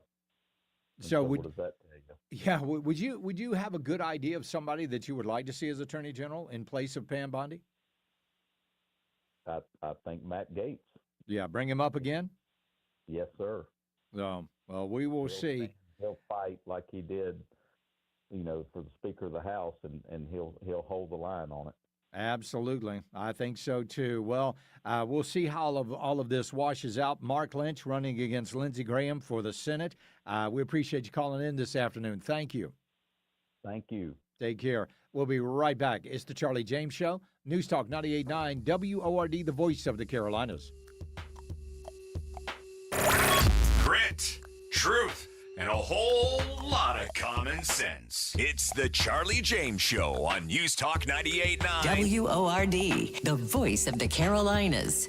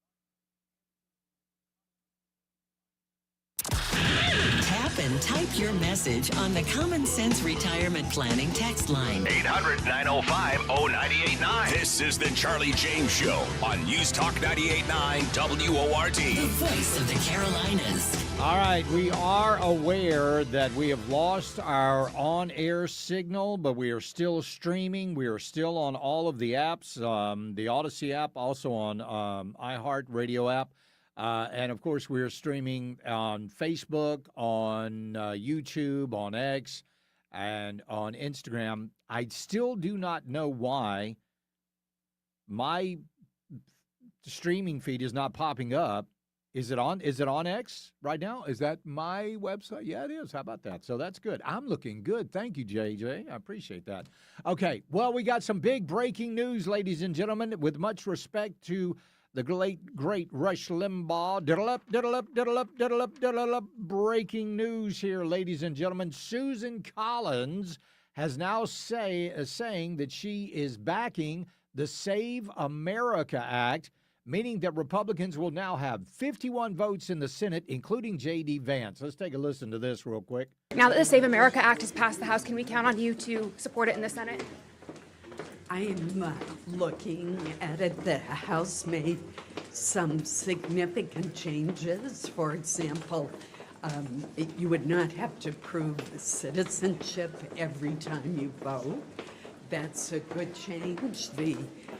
Makes sense to have a requirement the first time when you register, but not every time. I've long supported voter ID. There's some issues on what are federal and what are state. So I'm still this is a work in progress. So that was back when she didn't know. But now Susan Collins is now backing the Save America Act, and that is a good thing. Let's go to Larry in Cleveland County. How you doing, Larry? Good, Charles. I just want to ask you, are you going to work Monday? No, I am off Monday because they told me I was. And Tuesday too, right? No, I'm not. I'm working on Tuesday. On your birthday? I'm working on my man. Other than my beautiful bride, I would not want to spend my birthday with anybody else but you guys. Okay, hey, but this is what I'm calling for. Yeah. They had a big issue with a Confederate flag on the highway, right? You know Yeah. about that? Yeah. We was going to Lawrence to see my mother-in-law at 11 o'clock this morning. Right. And the flag was still there. When we came back through, it was gone. Yeah. And their whole argument is it's a distraction. What about all them billboards? Right. That's not a distraction? What about the giant peach? Yeah, and I would love to hear from somebody with like-mindedness. It's not a racist statement. Right. It's history. Yeah. It's history. And I'd like to hear from some of the Sons of the Confederate or somebody that can give some insight that everybody has the right to have a vote. And that's not a racist statement. They got it wrong. Yeah, They got you're it wrong. exactly right. Exactly right, Larry. Yeah, they made them take it down. You want to talk about authoritarianism? Oh, it's a distraction. No, we got a big giant butt up on a pedestal, and that's not a distraction? Look at all those billboards. Look at all those hospital billboards. Wait time now in the emergency room, 35 minutes. That's not a distraction? But a flag is? Oh, okay. Yeah, I get it. I get it now. WRD talk line 800-905-0989. That's also the Common Sense Retirement Planning text line. Would love to chat with you this afternoon. So very, very good news about the Save America Act. Now, you're wondering, hey, Charlie, I thought it was just called the SAVE Act. What is the Save America Act? Well, it's a little bit different.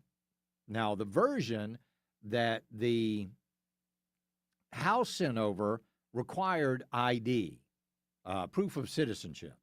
So the Senate changed it just a little bit, and that makes it where you have to show your passport or your birth certificate or something like that to prove you're a citizen. And I think that was a good addition to that one. So maybe now this doesn't mean it's going to pass. This does not mean it's going to pass. But there are enough votes now. Because what was Thune talking about? He didn't think he had enough votes to overturn the filibuster. Well, now you got them. Now you've got enough votes to do away with the zombie filibuster, Make these people stand up. Let's see how much you really believe in your issue. Make them stand in the well of the Senate and talk for hours on end. I'm going to warn you folks, they're going to do it. They're absolutely going to do it. If they break if they do away with the zombie filibuster and do what they call the standing filibuster, they're going to stand up there and they're going to talk. They're going to talk.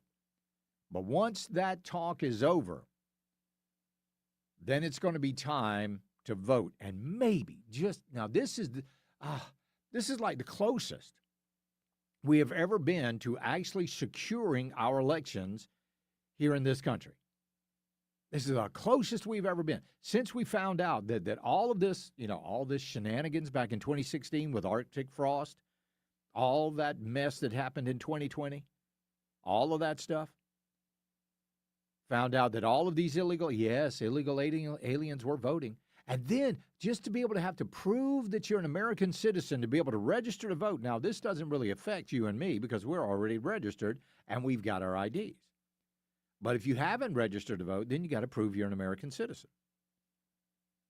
And hopefully no longer will those IDs from these states that give them out to non-citizens, those need to go away too pretty quickly. So we'll see what happens. Another thing that's happening, detransitioning. We saw it was last week, maybe the week before, there was a $2 million settlement that was done with a young girl that transitioned. They actually gave her a double mastectomy, and she sued her hospital and won $2 million settlement. Now we're hearing from a lot more detransitioners coming out. We'll tell you about that coming up next. It's the Charlie James Show. News Talk 98.9 WORD, the voice of the Carolinas. 15 minutes of non-stop breaking news and stimulating talk jumpstarts every hour on the Charlie James Show. News Talk 98.9 WORD, the voice of the Carolinas.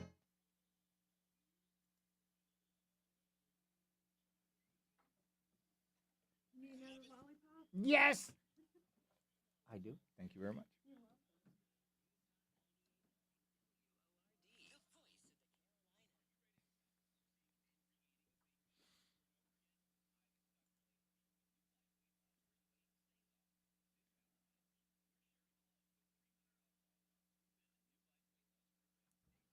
You're talking about that flag. I'll do that story in the 6 o'clock. For what? That flag.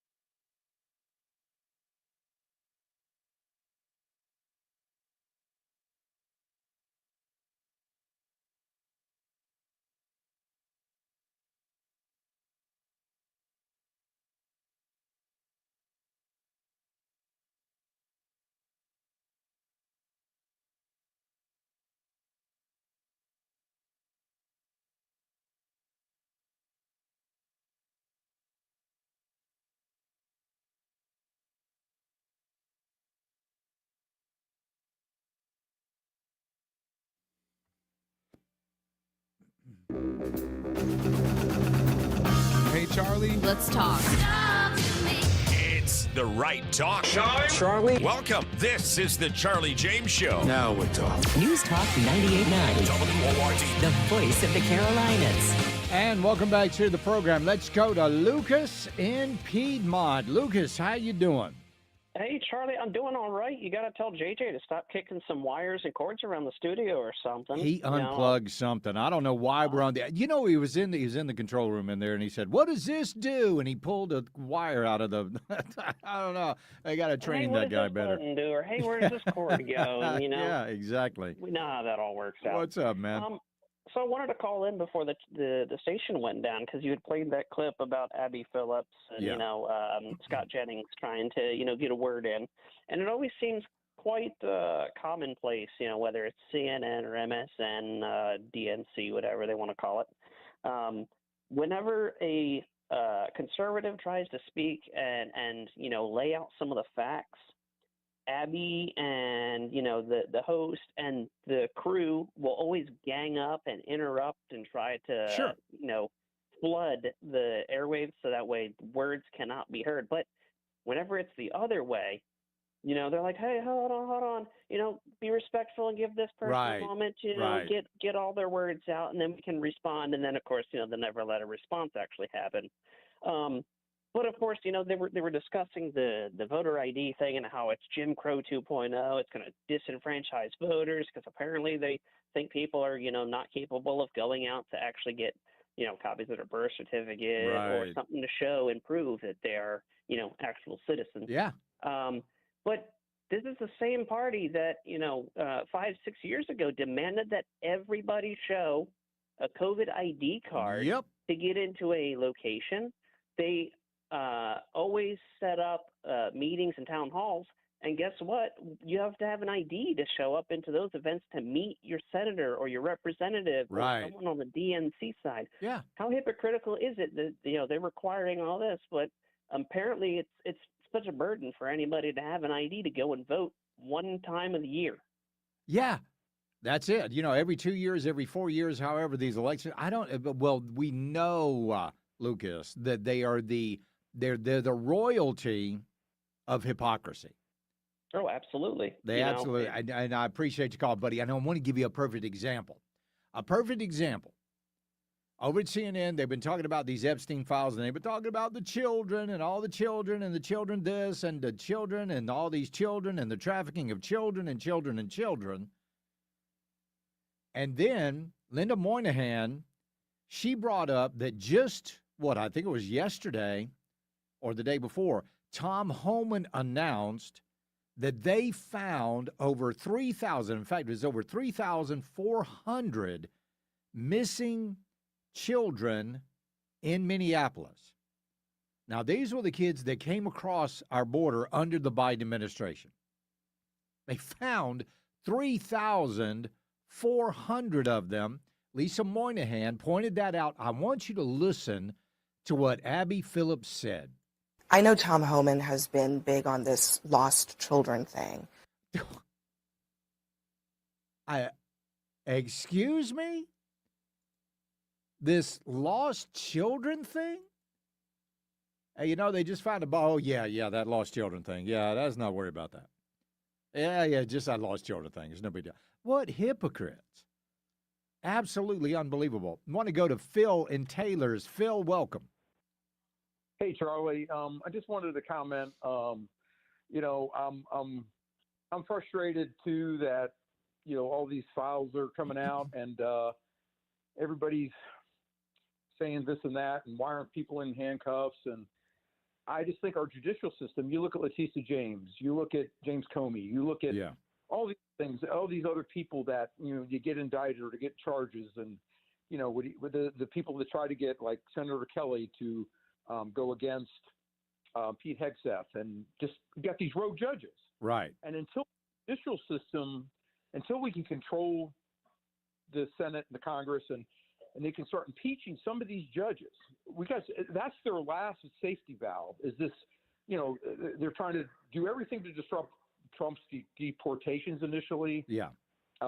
and they interfere. That was a plan. That's why they got these judges in. They don't follow law. They just basically go in and do this. And until we can do that, what are we going to do if we put them in cuffs? They're just going to be dismissed. You're absolutely right. In fact, I appreciate you bringing that up. There was a guy that killed his father. I believe that this is up in the Northeast. I can't remember exactly where it was. This kid murdered his father, and they gave him probation. Yeah. There was a police officer. There was a guy that attempted to stab a police officer in New York City. I saw that on video. Mondani wants him to be set free. He wants the handcuffs removed. They love criminals. Yeah, they love criminal. I watched that video. The policeman identified himself. He went in. He told him, drop the knife, probably 4 or 5 times. The guy charged him. He fired. And I don't know if there's charges against the police officer, but here these guys can't do their job. They can't protect themselves, more or less community. And I just think until we get more control, it's going to take time. I'm impatient too. I want these people perp walked. Yeah. I can't stand to watch these people. These James Comey, the arrogance, and then but we got to understand we don't have a system that we can go to. They're going to get some liberal appointed Obama judge or Clinton judge or even a Bush judge, and boom, they're back on the street or they're dismissed. So it's not going to happen. Even with this, I think they're just exposing this. Yeah, is what they're doing. It's becoming more visible to everybody and getting everybody outraged. I want accountability. You want accountability. Everybody does. Absolutely. And it's got to get that. I said absolutely. We need accountability. You're right. Yeah, it's getting everybody riled up to demand that, just like the SAVE Act. I've been calling Lindsey Graham's office and John Thune's office and Tim Scott, and now they're not even really offering any information other than they're just taking my message. They won't even give me any feedback of where they are with this. They're just silent. Yep, you're exactly right. Yeah, I mean, I want to see some people go to jail. Phil, I appreciate that. And maybe they will. Maybe they will. Scott Besson did something today that I thought was absolutely brilliant. Brilliant. He is now offering a reward. He's encouraging whistleblowers in Minneapolis to expose fraud, and he's talking about giving them a big reward. Listen to this. We are encouraging whistleblowers who know about fraud, people who are stealing from the American taxpayer, to come forward. At Treasury, we're setting up a website, and we will be giving rewards up to 10 to 30% of the fines that we levy. We are in. So if they levy a fine on whomever you report, you're going to get 10 to 30% of that. Now, you want to see people get motivated to report fraud? Yeah. You offer them money like that. We'll be right back. It's the Charlie James Show. News Talk 98.9 WORD, the voice of the Carolinas. You stepped into the Upstate Talk Octagon. A few left jabs and a lot of right uppercuts. It's the Charlie James Show on News Talk 98.9 WORD. The voice of the Carolinas.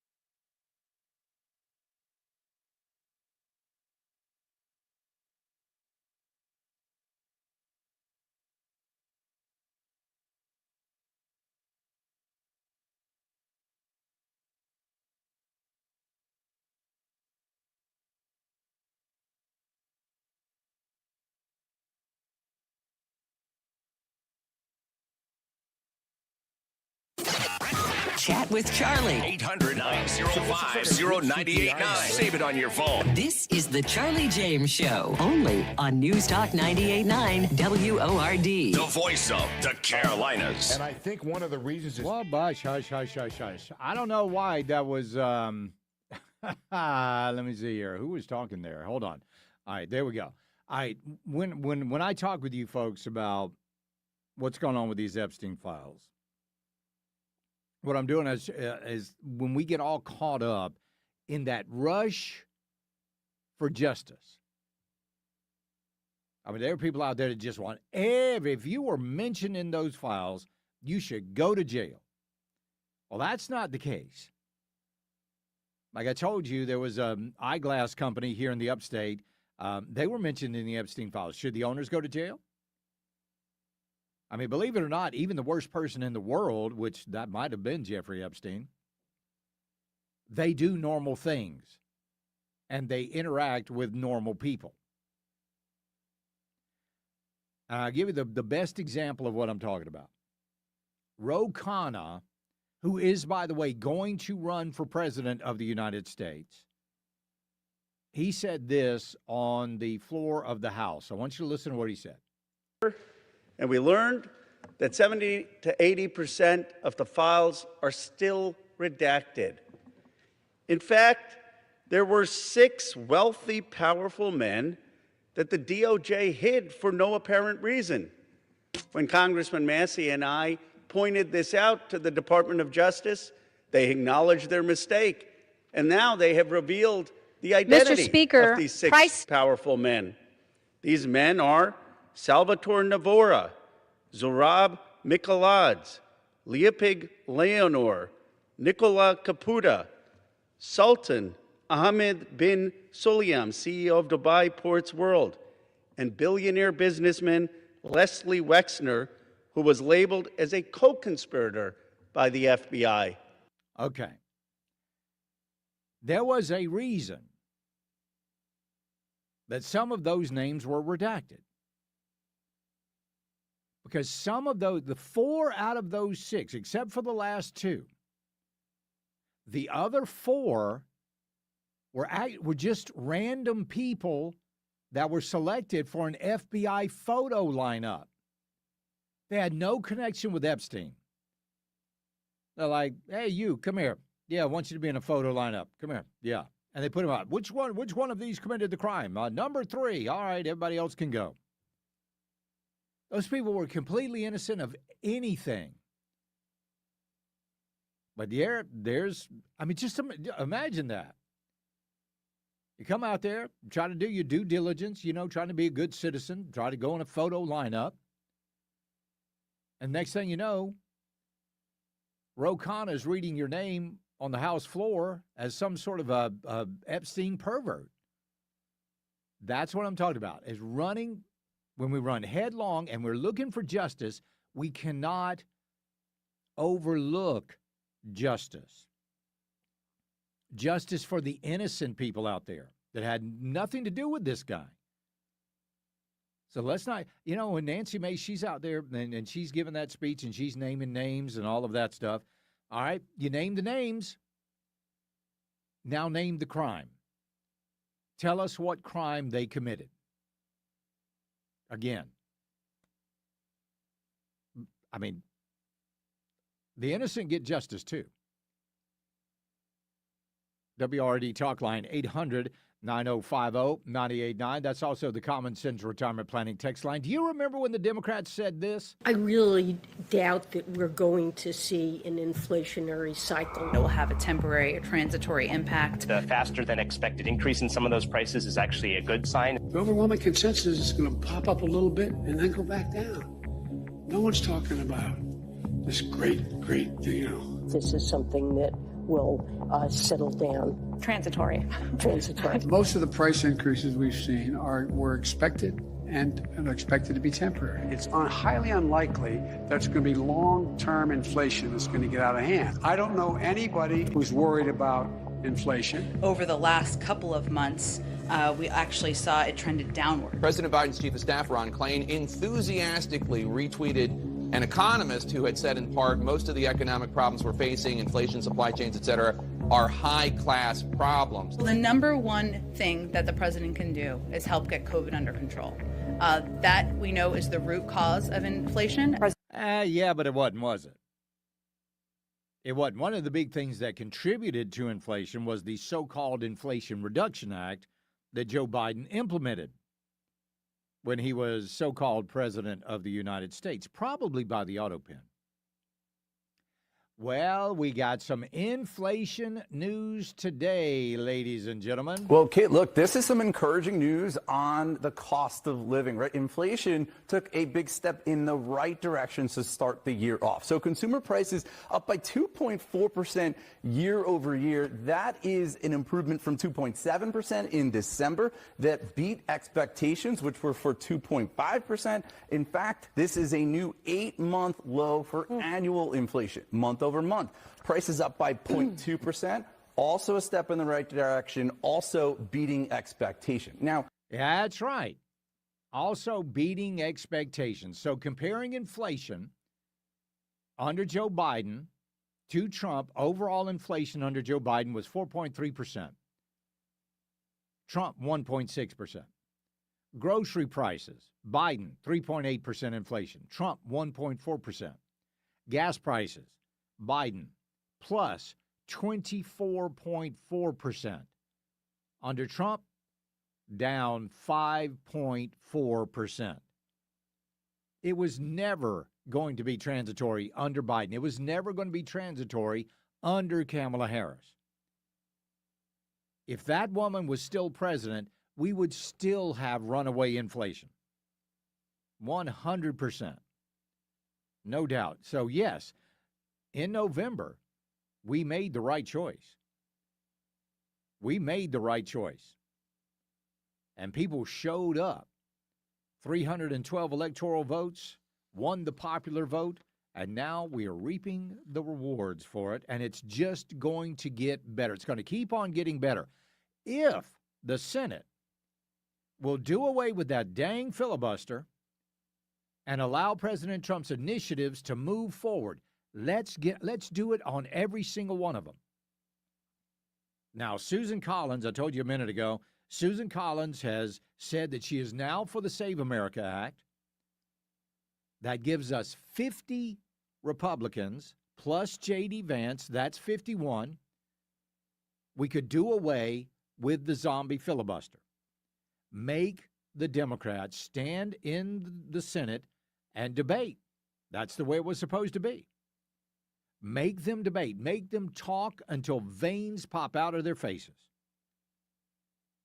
And when that's over, have the vote. All you need is 51, and you're well on your way. You might not even need J.D. Vance because, well, we hear, John Fetterman's looking mighty, mighty moderate these days. So let's get the president's initiatives done. Let's move it through. Let's get all of those 200 bills that are just sitting in the Senate waiting to be voted on. Let's move them through at record pace and really get this country going. Because there's not a member of the House or the Senate that can sit there and think that Trump's initiatives aren't working. And remember, all of this, the inflation, all of this, the GDP, everything, none of that was done by the Senate.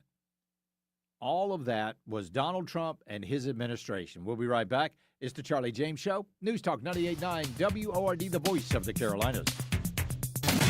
Giving the left heartburn. Afternoons 3 to 7. It's the Charlie James Show on News Talk 98.9 WORD, the voice of the Carolinas.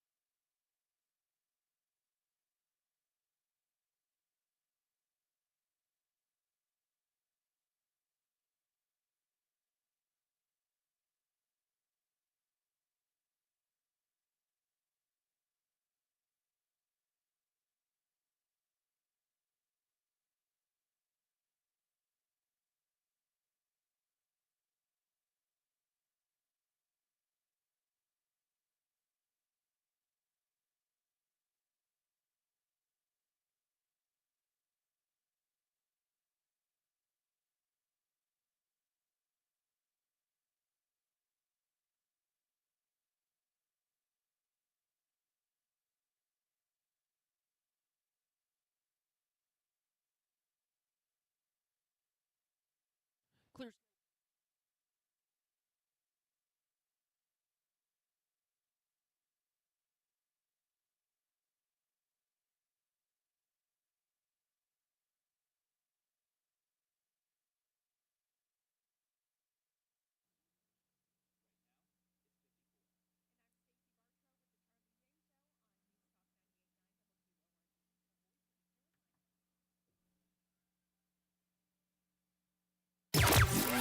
Interact on the Common Sense Retirement Planning text line. 800-905-0989. Text or call. One number does it all. 800-905-0989. This is the Charlie James Show on News Talk 98.9 WORD. The voice of the Carolinas. Well, I hate to tell you this, but if you support the SAVE Act,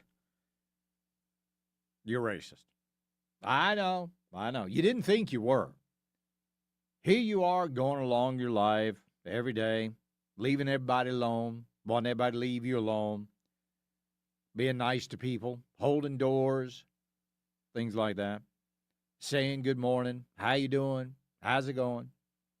You just thought you were out there living your life, but you didn't realize it. But if you believe that showing ID to go vote, you are a racist. Now, that's according to Representative Delia Ramirez of Illinois. Let's take a listen.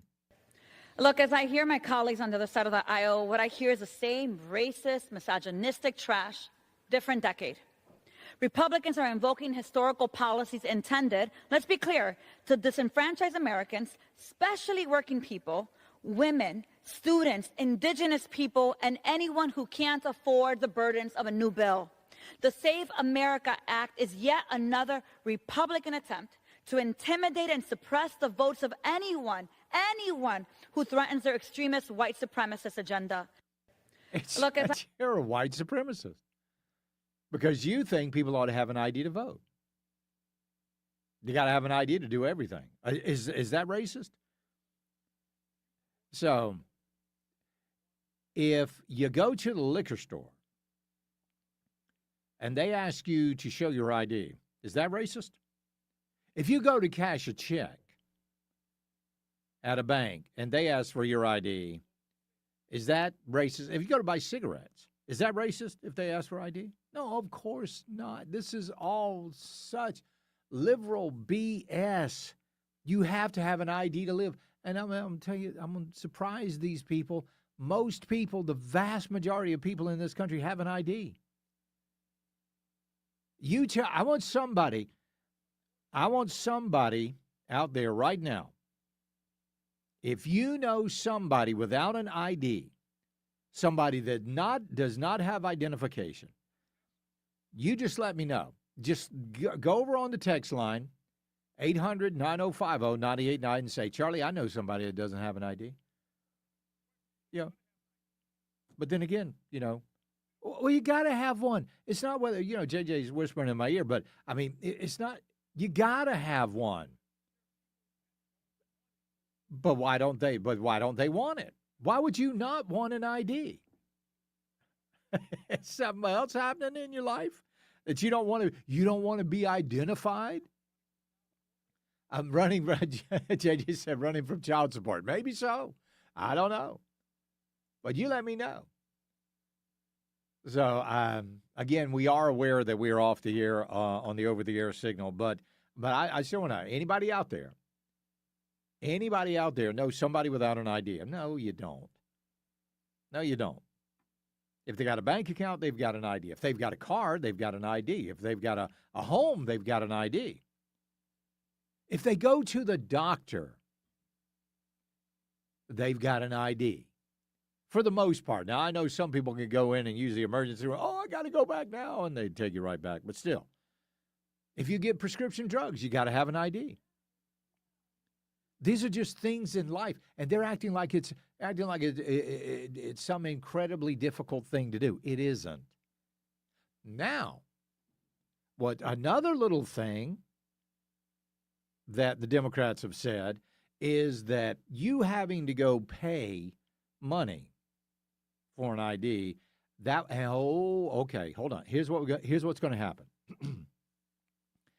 if they pass the Save America Act, and right now they've got enough votes, looks like, to do away with the zombie filibuster, if this bill gets passed, I will promise you, they've already got judges lined up. They've got judges lined up, and they are going to issue an injunction against this legislation. You watch, it's going to happen. And let me tell you what they're going to say. You have to pay for your ID. If you have to pay for your ID and then you need an ID to vote, that's a poll tax. And poll taxes are illegal. So here's what I believe should happen. I believe that state-issued IDs should be free. If you get a state-issued ID, whether it's a driver's license or just an ID, that should not cost any money. I don't have a problem with that whatsoever. I recently got my my concealed carry permit renewed. That didn't cost me anything. I'm okay with that. Let's get that done too. But you're going to have to bring that up by states. But they're going to have some sort of a judge out there. They're already ready to go. They're on the leash. They're chomping at the bit.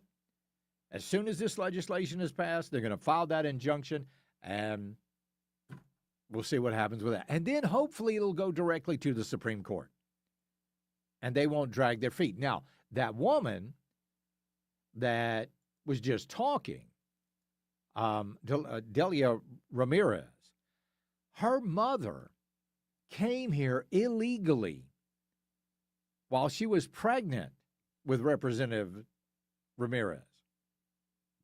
We got to do away with that whole anchor baby thing as well. Got to get rid of that. Pure and simple. The 14th Amendment did not apply to illegal immigrants. How do we know? They wrote about it in the ruling. It says, of course, this doesn't apply to people that are here illegally. Of course, it doesn't apply. Now, if it doesn't apply, so if you are, let's just say you're an ambassador from Scotland, and you and your wife live in the United States at the Scottish consulate, and you have a baby here in the United States at a United States hospital, guess what? Your child is not an American citizen. That doesn't count.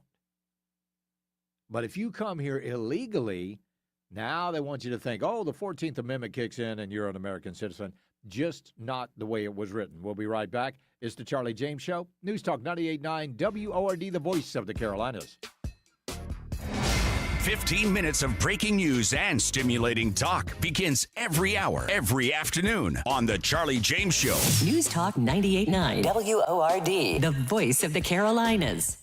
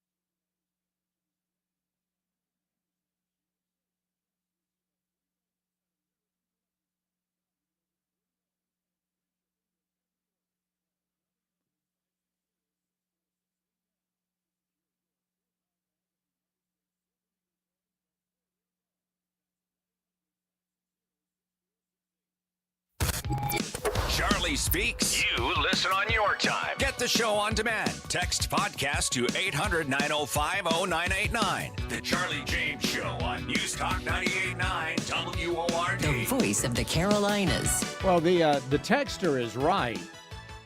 It's not so much the ID that these Democrats are against. It's the proof of citizenship. That's what they're really concerned about. Because they want to be able to cheat, and they know that in order to cheat, especially, and did you notice 8 million voters? 8 million voters disappeared from the Democrat Party from 2020 to 2024. 8 million. Just gone. Vanished like mist. They just didn't, because they were never real. Never real. I mean, when you look at Maricopa County, Arizona, where you had 420,987 failed ballot envelope signature verifications in the 2020 election. 420,987 of those ballots were fraudulent. Now, Maricopa County, that's just one county. Just imagine if you extrapolated that into all of and you could even do away with the red states, just in the blue states. How many millions of voters was that? Let's go to Larry in North Carolina. Larry, welcome. Hey, thank you, Charlie. I just want to make one more statement. You was talking earlier about how successful this country is now. Yeah. And you know how they like to denigrate it and act like it's nothing? Yeah. And you know why that is? In my opinion, it's because they want you to be on the dark side, you know? Oh, sure. That was a big thing with Barack Obama. He said he didn't believe in American exceptionalism, and out of his mouth, he said America should just be another country. We should be on equal footing with everybody. Exactly. That's wrong. And to make a highlight on this Valentine's thing, I want to make a statement, and this is true. Behind every successful man is a great wife or a partner. I'll say partner. Right. Because any man that thinks he's smart enough to think it over without consulting his wife is an idiot. And you know that, me too. There you go, Larry. You're right. I appreciate that, buddy. Yeah. You guys get out of there. Happy Valentine's Day coming tomorrow. You ready? You ready? I'm ready. I'm going to have me a good Valentine's weekend, I guarantee you. Well, President Trump went off in a Truth Social post today demanding that Republicans pass the Save America Act to require voter ID and proof of citizenship. He declared that if we can't get it through Congress, there are legal reasons why this scam is not permitted. I will be presenting them shortly in the form of an executive order. He said, we cannot let the Democrats get away with no voter ID any longer. They're horrible, disingenuous cheaters. They have all sorts of reasons why it shouldn't be passed, and then boldly laugh in the back rooms after their ridiculous presentations, said the president. If it weren't such a serious matter, it would be considered a total joke. No voter ID is even crazier and more ridiculous than men playing in women's sports. Open borders are transgender for everyone. This comes after the U.S. House passed the SAVE Act and sent it onto the Senate. But speaking of the whole transgender issue, there was a very famous transgender person, and you may have heard of him. He was a Navy SEAL. His name was Chris Beck. He transitioned, and he started being known as Kristen Beck. Well, he became a prominent national figure after announcing on CNN's Anderson Cooper back in 2013 that he became a transgender woman named Kristen Beck. Now, here we are, 9 years later, and Beck is detransitioning. And we are going to see a lot of this happening. He says that he was used by the media and psychologists to normalize allowing transgender people in the military and to popularize the issue. He told Robbie Starbuck that he was prescribed hormones after a 1-hour session. 1 hour. 1-hour sessions with a Veterans Affairs doctor. He said, I walked into a psychologist's office, and in one day, I had a letter in my hand saying that I was transgender. I was authorized for hormones, and I was authorized for all of this other stuff. That's pretty amazing. He said, everything you see on CNN with my face, do not believe a word of it. Everything that happened to me for the last 10 years destroyed my life. I'm not a victim. I did this to myself, but I had help. And he's one of the several public figures that have announced their decision to detransition. A report, British social media influencer Ollie London recently announced his decision to live as a man after he dedicated his life to Christ. He said, I want to speak up because there are a lot of people out there who are confused about who they are. He said, I just want people to be the way they are born, the way God intended. So Beck, like a lot of other detransitioners, is now advocating for protecting children against the transgender craze, and good for him. Let's go to Roger in Taylor's. Roger, welcome. Yes, sir, Mr. Charlie.